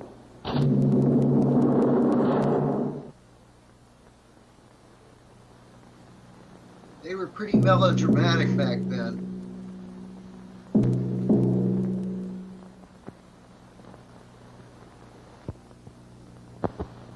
The photographer was a dialysis patient. He said I had glomerulonephritis. I asked him, what was that? I've never heard that word before. Dr. Bennell said it was a fatal disease. I asked him what I could do for it. He said there's nothing, but he said you're very fortunate to live in Seattle because they have here an artificial kidney that could save your life. And were you immediately put on the machine? No, it's not that easy. You have to go through a screening process. Matter of fact, you have to go through 4 different committees. The first one is the medical committee. It's composed of a group of doctors. These doctors are... First step for screening all candidates for the kidney machine, the medical committee. These are doctors from the staffs of various Seattle hospitals.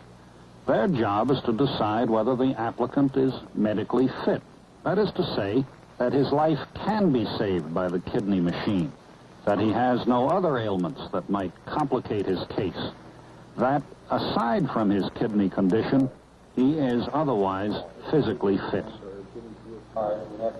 Also, mentally fit. The staff psychologist By the time each case comes up for consideration, she will have visited the patient's home, will have interviewed all members of his family, will have made sure that the applicant is emotionally capable of living with this machine. For it takes great discipline to depend on a machine for your life, for the rest of your life. Because your entire life has changed. No more roughhousing with the kids. Your eating habits are all changed. You can't travel too far away from the city. You have to be near the center.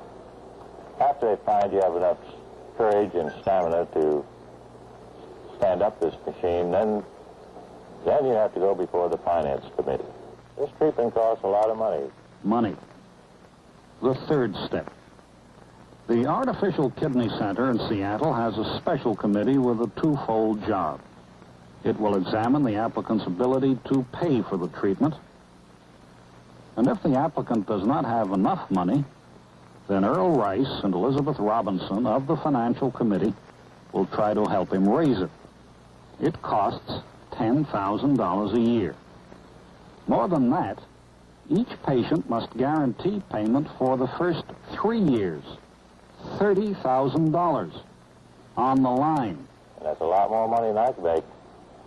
But I've been pretty fortunate. My boss, Mr. Erickson, he's the president of the Carrington Company, told me when I knew I had to go on the machine that the company would back me up all they could financially. And very fortunate for me, the company has guaranteed my medical payments here at the center for the 3-year period. Then you have to go before the Admissions Advisory Committee. These people are not... Step number 4, the last step in the screening process. The applicant must be approved by a jury of his peers. These are volunteers, anonymous volunteers, who will give the final yes or no to the applicant based on his medical report, his psychological report, his financial report, and on his record as a member of this community, on his record as a responsible human being. In a word, is he worth saving?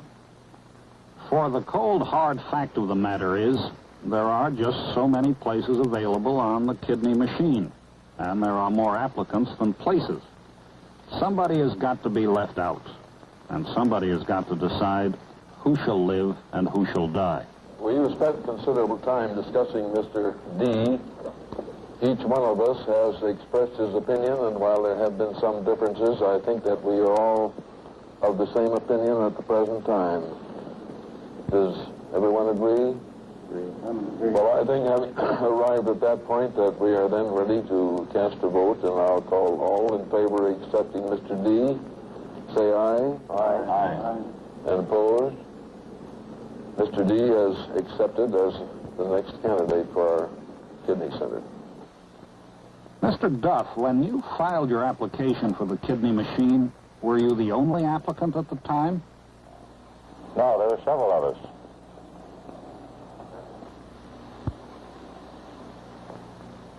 Were they all accepted? No, only 2 of us were accepted. You mean some of the others were turned down? 2 or 3 were rejected, I think. I don't know why, either for medical reasons or psychological reasons, or just didn't have the $30,000.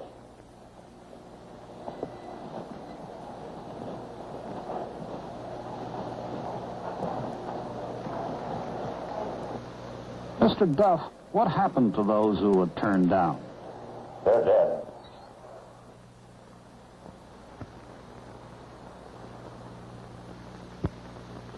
I am a banker. I am a surgeon. I am a lawyer. I am a physician. I am a labor leader. I'm a housewife. I am a clergyman. The names, the faces of those who serve on this committee are never made known to those who apply for the places on the kidney machine. And those who apply are anonymous entities to this committee. The idea is to make each judgment impersonal and as impartial as humanly possible. When I was appointed to this committee, I was really concerned as to how I would feel about making decisions which do involve life and death. I've had to deal firsthand with patients who are dying of kidney disease. And unless I could find a valid reason for declining the responsibility, I had to get over thinking that I was taking the place of God, but rather accepting a responsibility that God has placed upon us. I feel that in our economy, in our time, it just should not have to be. That we should have to be deciding who could live and who can die. When it's a mechanical thing, it's been proven, and it's just one of the things that I hope will end very soon. I can recall one meeting where we had 4 candidates. We only had one space. They were all terminal cases. But from the very fact that our decision was unanimous, I am sure that I slept better that night than I would have been otherwise. On this date, in this year, the committee has met to hand... Well, about the genesis. that led to the passage in Congress of an amendment to the Social Security Act of 1935. The law is formerly called Public Law 92603 in 1972. Section 299I is what funded end-stage renal disease. In July of that year, it funded it as a separate category regardless of age from the 3rd month after initiation of dialysis. And it covers more than 90%, I'm sorry, of dialysis patients. It didn't require 24 months of disability like other disabilities. It presumed disability. And the coverage was not limited just to the kidney disease, of course, as you know. It's been criticized as being a piecemeal approach. In other words, you pick a specific disease and cover it. It was widely thought that at the time, universal coverage was just around the corner. And ironically, the funding of end-stage renal disease may have killed universal coverage because it turned out to be so much more expensive than anyone thought. But so the dreams of a single payer might have been slowed by that. There's a vast increase in dialysis availability after that, and no longer was social worth an overt criteria. And you could see that that particular dialysis selection committee was all Caucasian, all middle-class individuals. And in fact, if you look nationwide in 1967, before the act, in terms of dialysis patients, 91% of them were Caucasian. But after the act, only 64% were Caucasian. And with decreased availability, only 7% of dialysis patients were over 55. And of course, none of them really had diabetes or any other significant comorbid conditions, whereas 46% in 1978 were over 55, age 55. And 75% were male initially, whereas it was pretty equal male and female in 1978. So I think that law took us to what I consider the end of the beginning for chronic hemodialysis and hemodialysis itself. And I think most appropriately, all of us could say that if I have seen further, it is by standing upon the shoulders of giants, as Sir Isaac Newton wrote to Robert Hooke in centuries before. So with that, I will end, and thank you. Great, thank you so much. Always fascinated by history. Anybody has any questions, feel free to chime in. You can unmute yourself.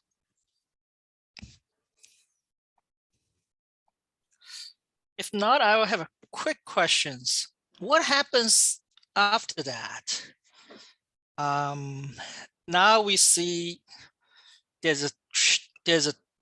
see there's a graph showing all the specialists that nephrologists are dead last in terms of randomized control trials, 1980s, 90s, 20s. But now with people like Susan and Connie, we start to pick up in more trials.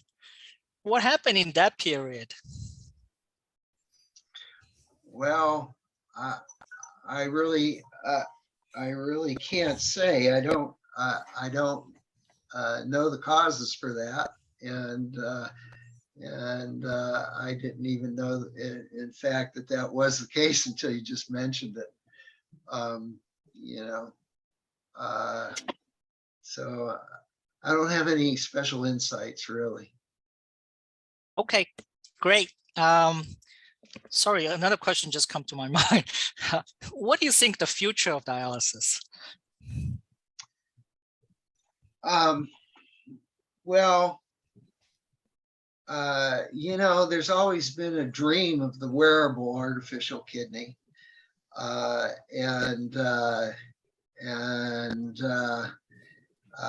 If we get, I think more importantly is what's the future of end-stage renal disease treatment? And number one, as far as dialysis might be concerned, is more of the diffusion of it to people throughout the world, not just in the developed countries. So that may be part of it. The other is whether we're going to end up with xenografts with pig kidneys, you know, whether that becomes the dream. So a number of avenues like that, and better understanding, as was pointed out today, of cardiovascular disease complications and things that we're doing right now, you know, with managing some people who don't need dialysis without dialysis. I remember once Scribb had a patient who wanted to go camping with his son. He was even thinking of switching to CAPD just to do it. He was a big guy. He was getting something. In those days, our membranes were less efficient. He was getting 6 hours 3 times a week. And I was doing some nutrition stuff. And so Scribb asked me, look, can you see if you can concoct something and see if this guy could go without dialysis, you know? And I concocted something, and ran a trial before he went hiking, and then he decided not to do it. But you know, he went for a week without dialysis. Okay, you know, with some severe nutritional changes we made, but. Okay, great. Thank you so much, Dr. Yang. We can always learn so much from history. With that, actually, is a great transition to Dr. Wang, who is from University of Washington. And I think she is a pioneer work on managing patients without dialysis. So looking forward to hear from you, Susan.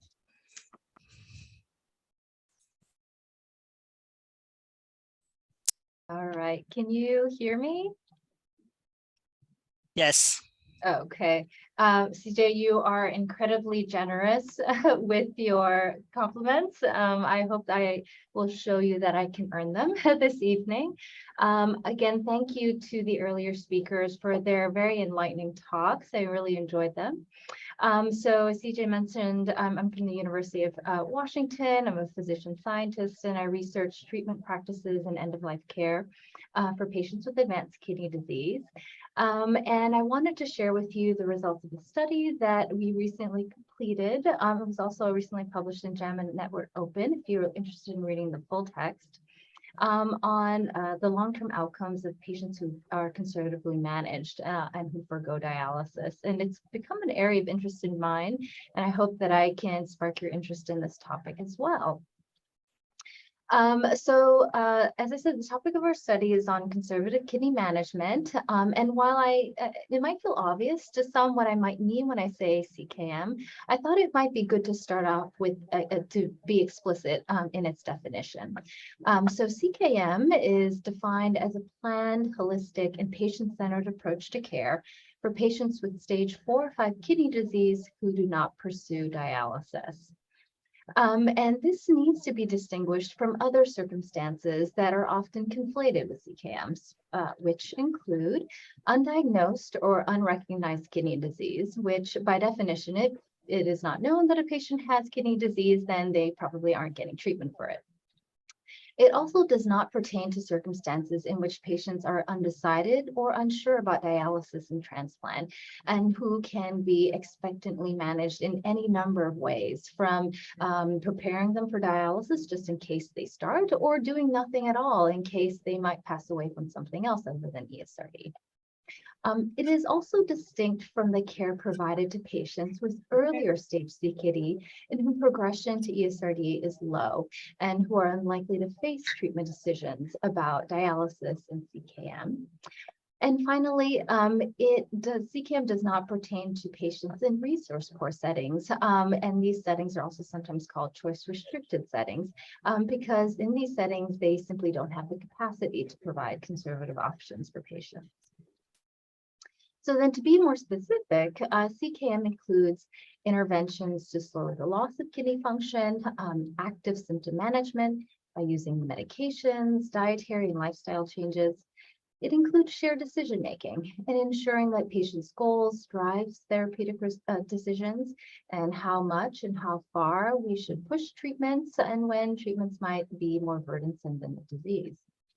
It also provides psychosocial and spiritual support, and this includes helping patients and caregivers prepare for declining health, prepare for loss, grief, and the dying process. And CKM provides advanced care planning, which includes not only maintaining strong ties of communication between caregivers and patients, but also connecting with the patient's other providers to make sure that everybody is on the same page. And while I know many of us do our very best to provide at least some of these elements, I think it is also hard for us to achieve all of these elements for our patients. And part of this challenge is not, sorry about that. Part of this challenge is not being able to do enough for our patients is that we need more research on CKM to inform best practices and stewardship of these resources. Towards this end, there have been several systematic reviews and meta-analyses published in recent years on CKM. And for efficiency's sake, I'm not going to show you all of them. I'm just going to show you a few examples of what they all generally show, which is that dialysis is associated with longer survival as compared to conservative approaches, but that this survival advantage is attenuated with increasing age and comorbidity. They also show that conservatively managed patients spend less time and less often die in the hospital setting than patients who are receiving dialysis. And I couldn't find a really nice figure from the papers, but I also wanted to share with you that prior systematic reviews have also shown that at least early stages or early changes in quality of life appear similar between these treatment groups.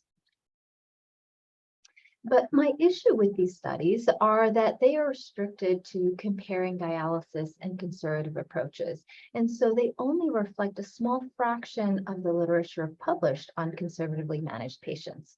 And so while I think these data help to inform shared decision-making about treatments for advanced kidney disease, they only provide limited insight into the clinical course of these patients to guide ongoing management and anticipatory guidance. And so wanting to move beyond the tip of the iceberg, we conducted a systematic review on the long-term outcomes of patients who are conservatively managed. So this is the dream team of really smart women that I worked with on this study. I also wanted to acknowledge my funder. So our systematic review was designed around this PICO framework. We focused our review on adults with kidney disease in whom there was an explicit decision not to initiate dialysis. And so we excluded studies of patients who started, then later stopped dialysis, and those in whom it was not clear whether a decision was actually made about not treating with dialysis. The intervention was obviously conservative management, and in order to identify all the relevant studies, we included in our search a variety of terms that have been used in the literature to describe this approach to care. So we didn't limit it to just the term conservative, but also included no dialysis, non-dialysis, supportive, palliative care, medical management. Often systematic reviews are intended to compare two different treatment options, but in our case, we only wanted to know the long-term outcomes of conservatively managed patients. And so we necessarily had to search for longitudinal studies. And then for outcomes, we examined survival, healthcare utilization, end-of-life care as measured from a baseline eGFR. And so we excluded studies that did not report a baseline eGFR from which outcomes were measured. So one investigator extracted all of the data using a standardized form. So for study characteristics, we abstracted study design, year of publication, country, sample size, inclusion criteria, clinical setting, including whether patients were managed in a dedicated conservative care pathway. For cohort characteristics, we abstracted age, sex, baseline eGFR, and comorbidities. And for outcomes, we obtained measures of survival, all-cause hospitalization, in-hospital days, ER and clinic visits, change in quality of life, hospice enrollment, place of death, and hospitalization and intensive procedures during the final month of life. A second investigator independently checked the data and found errors in fewer than 1% of the fields. So as our primary outcome, we evaluated median survival and its interquartile range, and their baseline mean eGFR from which survival was measured. For studies that reported only a threshold eGFR value like less than 20, we used the closest value in place of the mean value, so 19. For studies reporting only a median eGFR value, we used this in place of the mean value.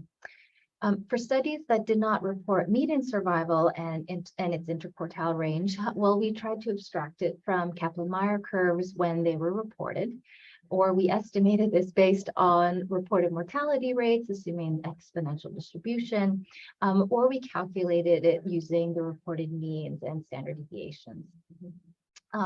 At the pre-planned subgroup assessment, we examined survival and eGFR by study geographic region, year of publication, cohort age group, and approach to care that is either within a dedicated conservative care pathway or as part of usual care. As our secondary analysis, we assessed healthcare utilization, quality of life trajectories, and patterns of end-of-life care. And evaluation of these outcomes by pre-planned subgroups was not possible because of the low number of studies in each of these categories. And then finally, also because of the high degree of heterogeneity across studies, we couldn't meta-analyze the data. And so what I'm going to show you now is more of a narrative synthesis. So pouring through the literature, this is what we found. So we searched Medline, Embase, and CINAHL databases from their inception through December 2021, and we identified over 5,600 records, of which 1,800 of them were duplicates and then were removed. Two investigators independently reviewed the remaining 3,700 abstracts, and then we selected 132 for full text review. And after independent review by two investigators and the occasional arbitration of a third, we determined that most failed to meet our inclusion criteria, leaving us with 41 studies included in our review. And honestly, I was kind of surprised to find this many. I mean, I've read some of them, but I discovered many more and that I wasn't familiar with. So of the 41 studies included in the review, all were cohort studies. We could not identify a single clinical trial. Most were retrospective cohort studies rather than prospective studies. Most originated from the UK or Europe, and only one study was done in the US, and I take credit for that. We did that here at the UW.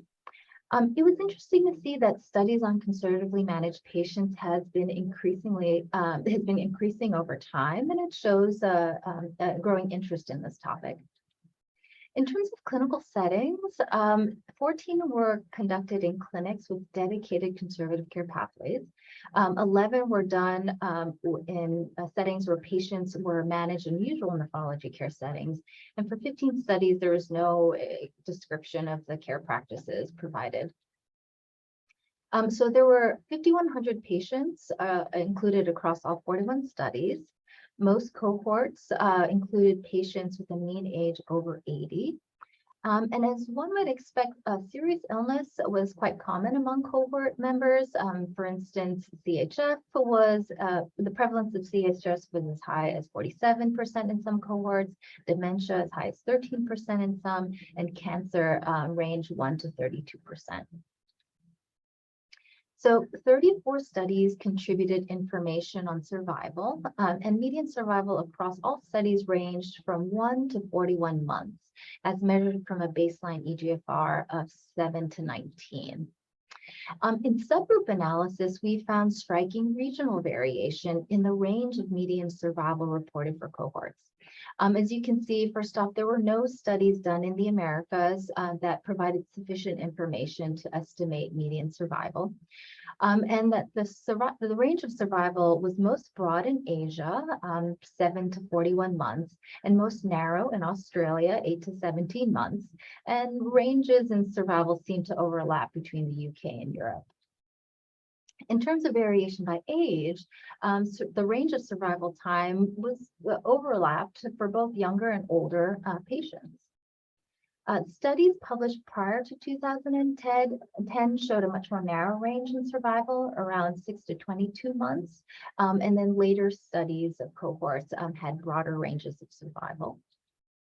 And for cohorts managed in a dedicated conservative care pathway, the range of reported survival for these cohort members were actually quite narrow, 1 to 27 months, versus those who were managed in usual nephrology care settings in the 1 to 39 range. And if you're like me, you're probably really tempted to draw a dotted line between these dots.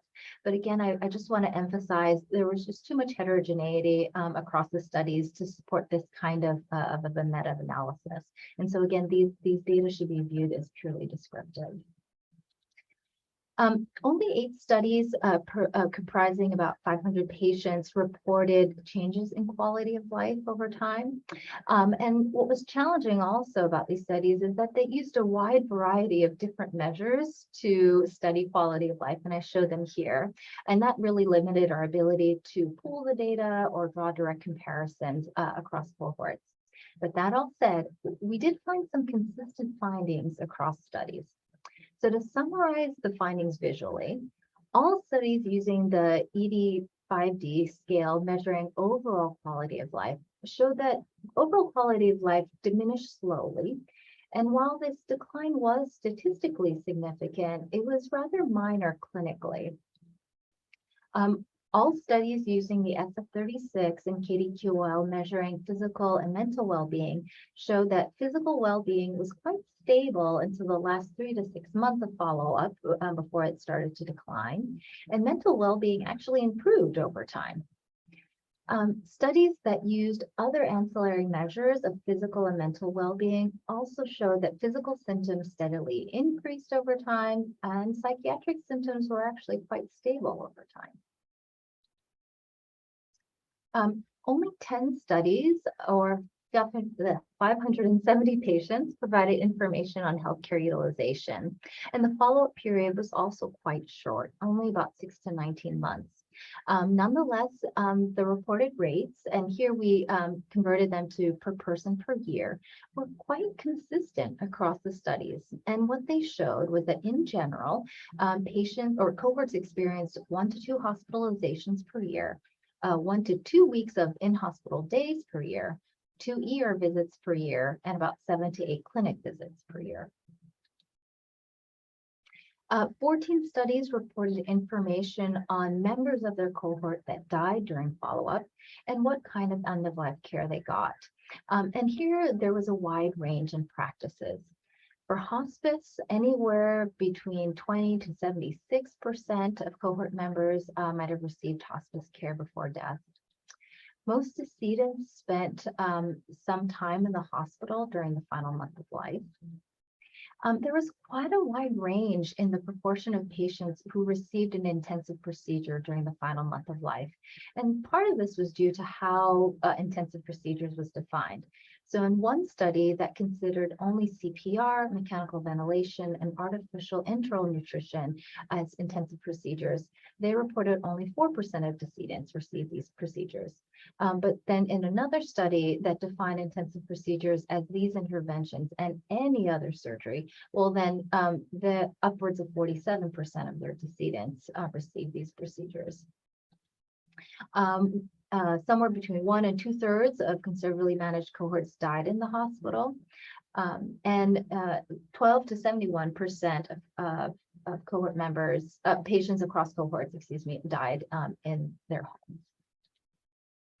So I've showered you with a ton of data. There are 4 main take-homes that I would like you to walk away knowing, and that I think might help you not only in counseling your patients about CKM, but also might be food for thought for you on how we might improve research and clinical care for members of this population. So take-home number 1. Evidence on CKM right now is very limited, and I think can be best regarded as preliminary. So there was, again, a high degree of heterogeneity across studies, and this limits comparability and generalizability of the findings. And so I think an important step towards advancing knowledge and practice on CKM is simply establishing more unified and consistent approaches to CKM surveillance and practices and outcomes. Because, and this is getting preachy, but because without getting consistent and reliable data on something, it's not going to get done, and we're not going to be able to improve it. And so now it is on the radar of major ESRD registries, organizations, and governments on how to strategize tracking practices for this population. So in 2016, the ISN launched a global initiative to collect information on the state of readiness, capacity, and competence to provide CKM.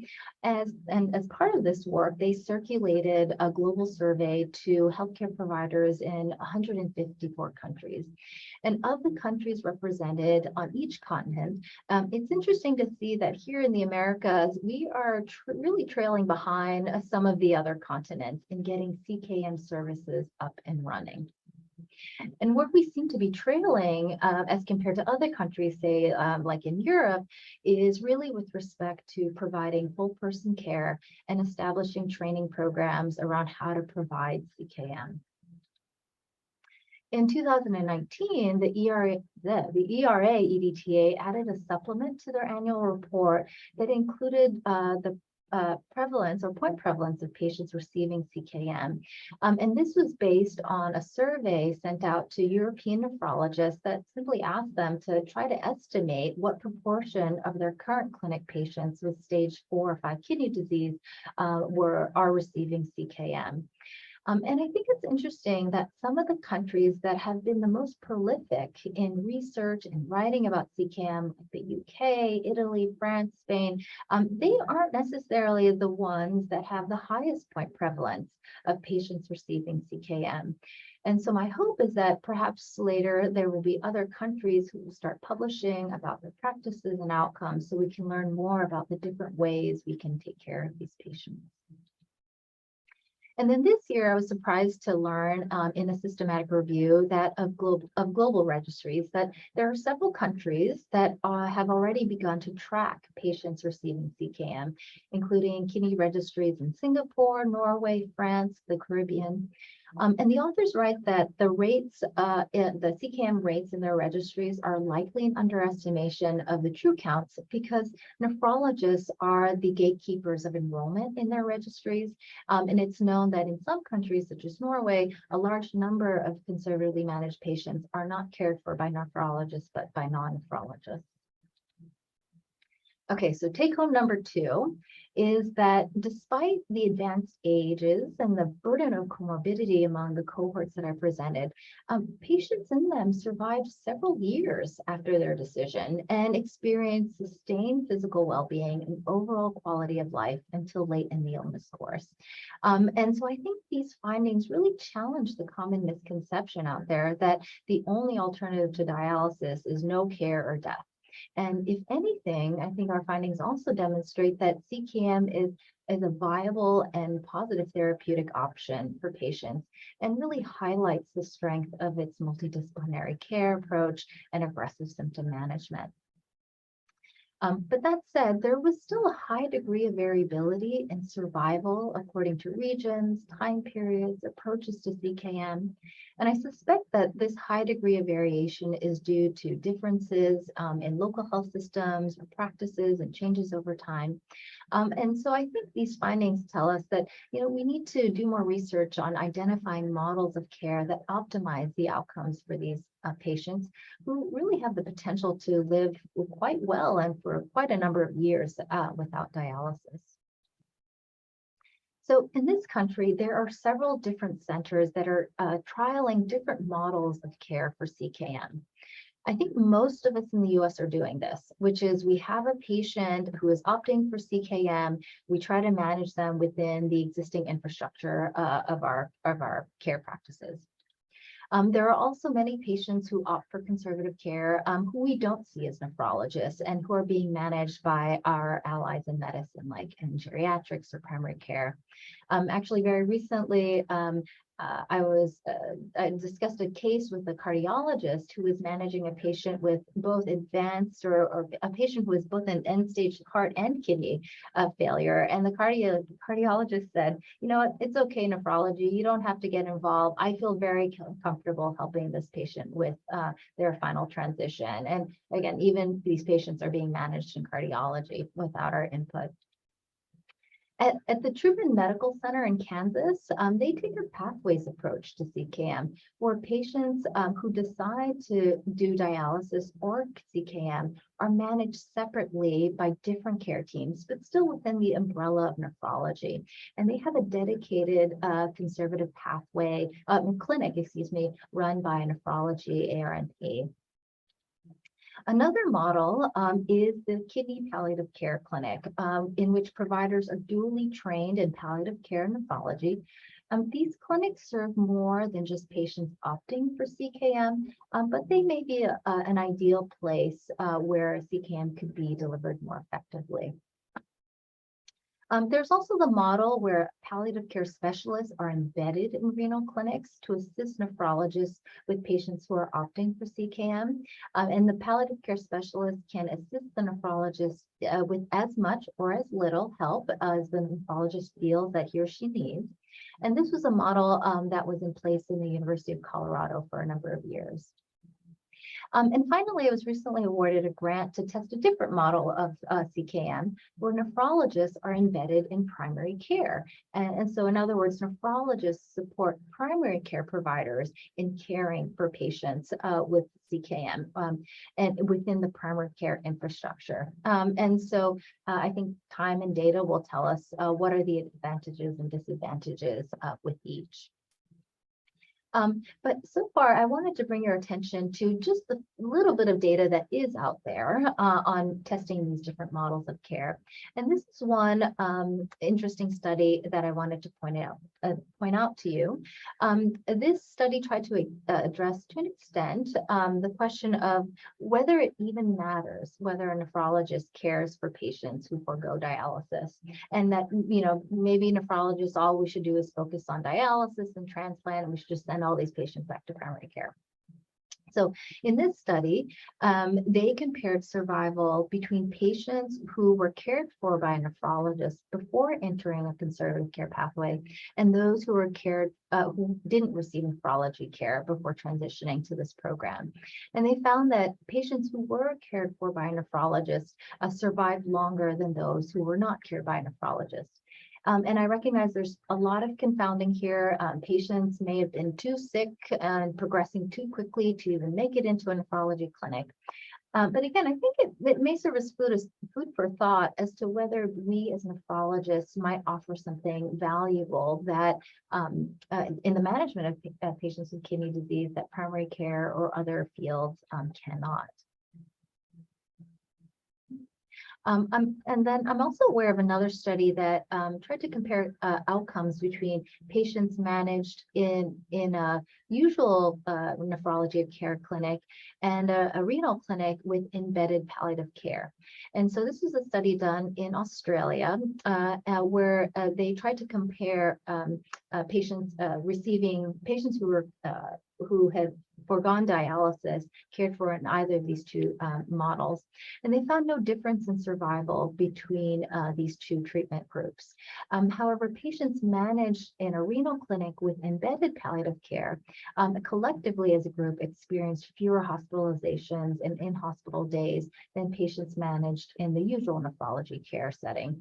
And so perhaps maybe palliative care helps patients avoid symptom crisis. Maybe they're just a second pair of eyes on the care. I'm not really sure where and how the benefits come from. Okay, so take-home point number 3 is that acute care use was high among conservatively managed cohorts. Most patients were hospitalized 1 to 2 times per year, spent 1 to 2 weeks in the hospital per year. To put it into perspective, patients who are conservatively managed do spend much less time in the hospital than patients who go on to dialysis. But I still think that existing health systems are not really optimally configured to support the needs of patients who do not wish to pursue dialysis. And qualitative studies have shown that patients and clinicians often fall back on acute care services when there are gaps in community and clinic-based services.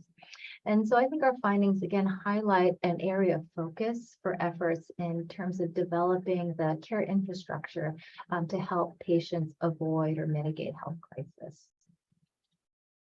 Okay, and then my final take-home point number 4, is that while there were some cohorts among whom the large majority received hospice care, avoided burdensome procedures, and died at home, there were also many other cohorts that surprisingly only a minority of them were able to access supportive care near the end of life.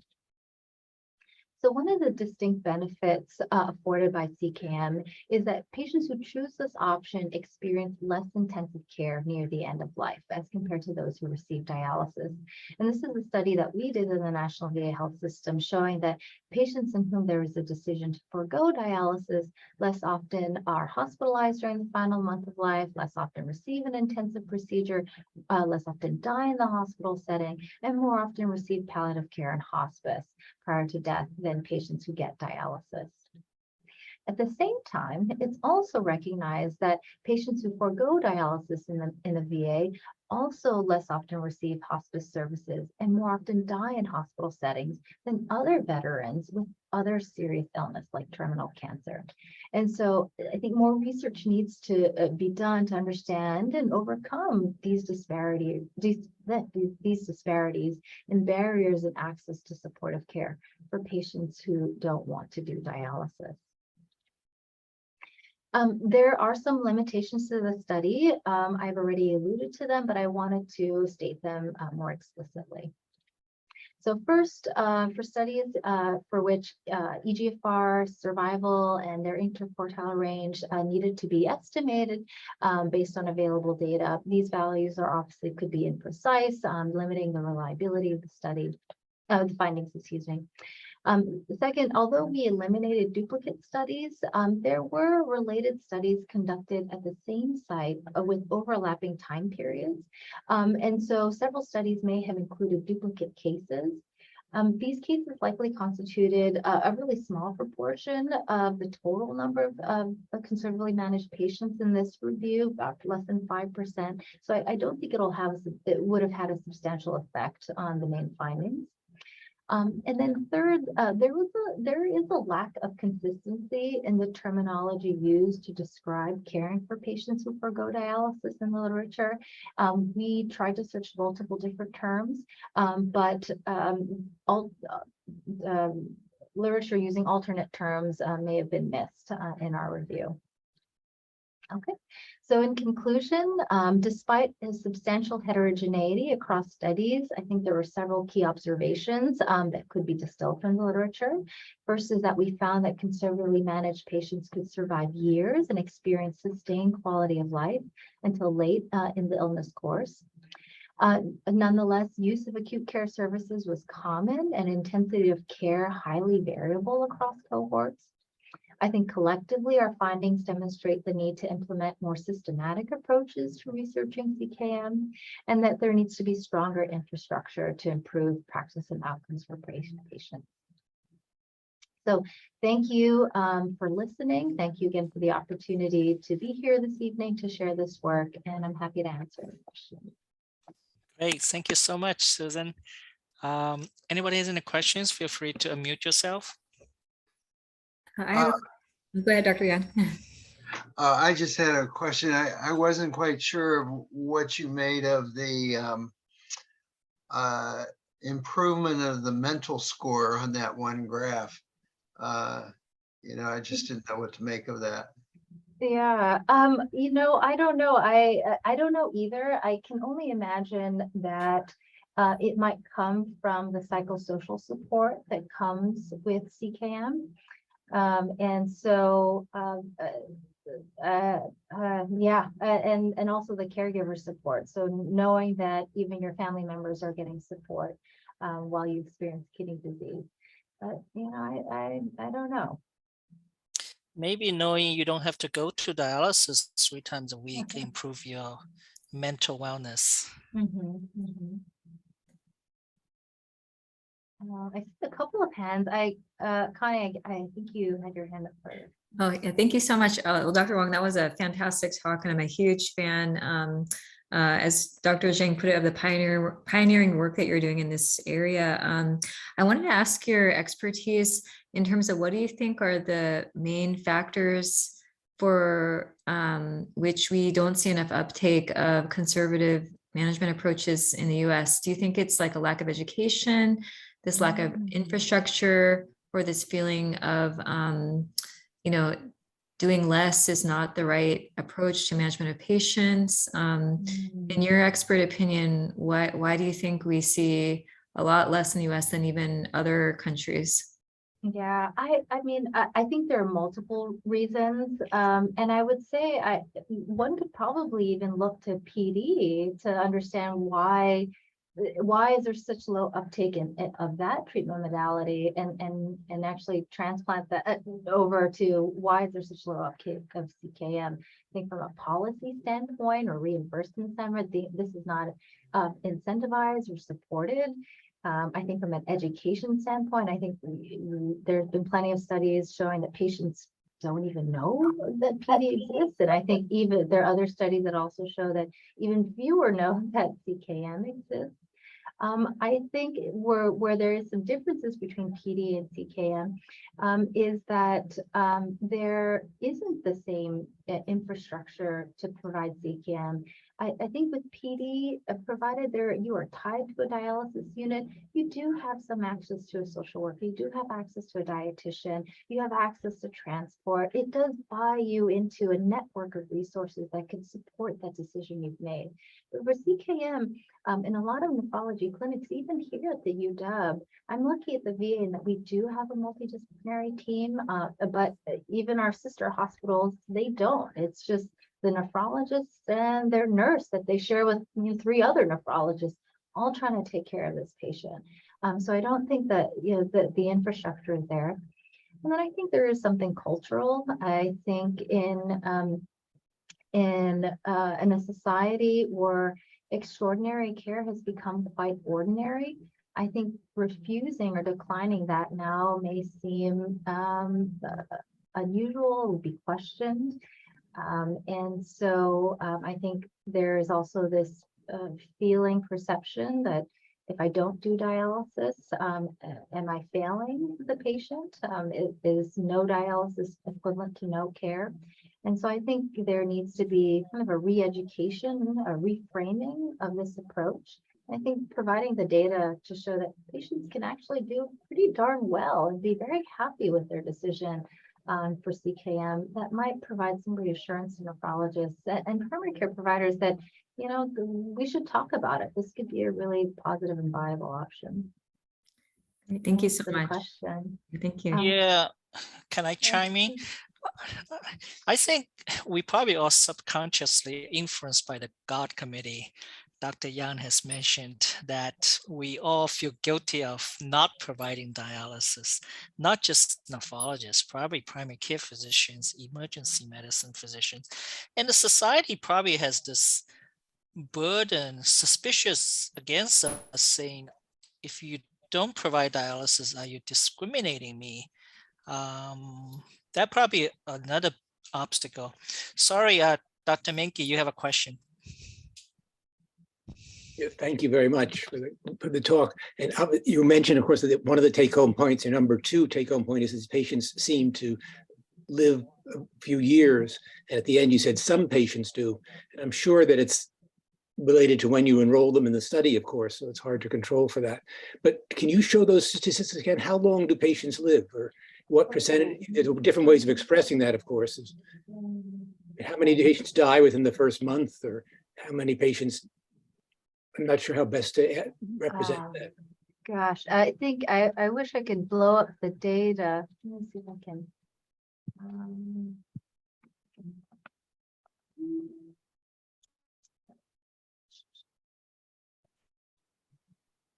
I'm unable to raise my hand. Can someone hear me? I'm gonna try and share it again. Yes. Oh, did that work? I don't know. I think there's maybe some connection. Whether I show it or not, there is certainly an correlation with when patients make this decision. Certainly, if they make this decision earlier in the trajectory, you have this lead time. I think what's hard to know is that there are some groups, and as you can see by region, age, year, approach to even caring for these patients, where there are other factors in play that may improve survival or may worsen it. Is it genetics to an extent? Is it other comorbidities? Is it the kind of medicines we're using? Is it their access to other community resources to support them? Is it the health system that they work in, that they get their care in? And so I think just looking at how the display of these dots here, it tells me that there are probably modifiable factors in here where we can really enhance survival outside of just when we make the decision. I think we could really push this along if we could give the patients the full wraparound care that is intended. I also want to acknowledge that patients who choose not to do dialysis may very well have values that are different from those who want to pursue dialysis. And I think generally they fall into two camps, that if you prefer dialysis, you probably favor longevity over other values. And if you choose CKM, you probably value quality of life, independence, dignity, things like that over longevity. And so how long someone should live with CKM, I can't, it's hard for me to put a value on that because it may not be something that the patient him or herself values. But I do think it's interesting. I have met patients who said to me, Doc, I want you to do everything possible to help me live as long as possible, except dialysis. So, we often have multiple priorities in play. And so I think for those who want to stretch that longevity, I think there probably are ways where we can help that along. Great. Thank you. Brian has a question. You can unmute yourself. Hi, thank you very much, Dr. Wong, for such an enlightening study. I just want to make a commentary. Many of us have embarked on integrated kidney care. And I think that as you will soon find out, we will soon find out that CKM is a accepted and in fact often used or often underutilized modality in the care of integrated kidney care. And I think that with the advent of integrated kidney care, we may actually find more patients that, because of the idea of integrated kidney care is to provide for the whole holistic care of the patient, that many more of these patients, if we were to spend the time speaking with them, illuminating the pros and cons, as well as the pitfalls of that there's only one track to go, which is dialysis, that we may actually find that there will be more participants in integrated kidney care more willing to select a CKM as a modality. Yeah, I couldn't agree with you more. There are teams that are looking at how to leverage some of this new CMS initiatives to develop CKM programs or CKM option in their region. So I'm looking forward to seeing it too. It's definitely out there. There's buzz around this as well. Great. Any other questions? I have another question. It's David Menke. Did patients move from the CKM to dialysis? Mm-hmm. So that's what's interesting. There is the perception, and I have it too, actually, because I've seen it in my own practice, that in the United States, patients change their mind, and they change their mind a lot. But when you look at the studies in other countries, predominantly Europe and in East Asia, where they report this data, less than 10% change their mind.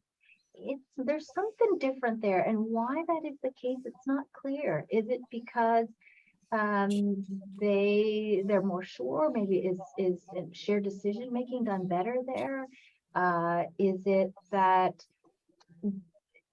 being able to fulfill the choice that you have, the preference that you have is easier to fulfill there than here?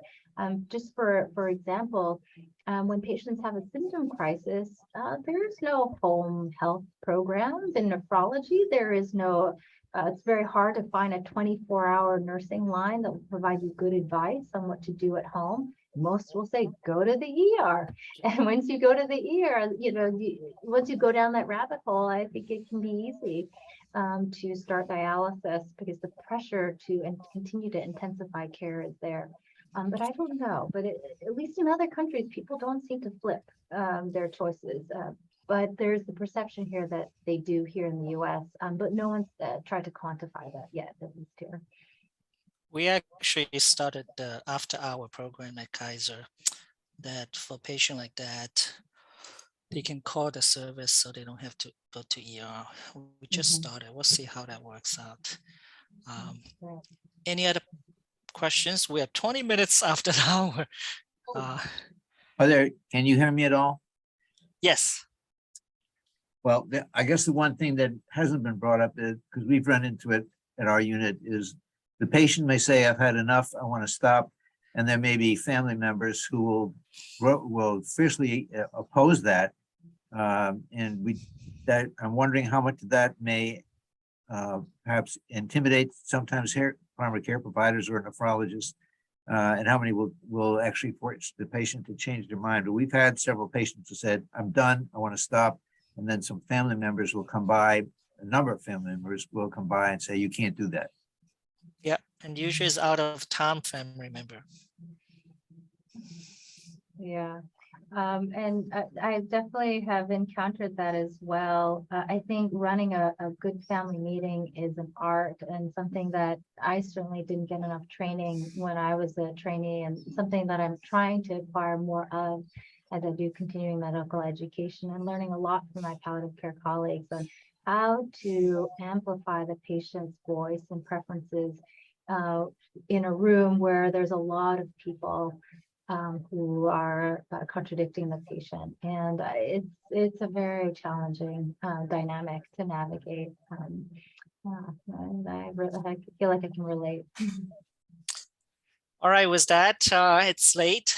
Thank you so much. It's fascinating. I always so enjoyable after each journal club. Thank you for joining, and thank you, Susan, Connie, and Dr. Yang. Really appreciate. Hope to see you in person soon. Thank you so much, Dr. Zhang. Thank you, everyone. Take care. Bye. Thank you, Amy. All right. Thank you. Thank you, Celine. Thank you. Good night. Good night.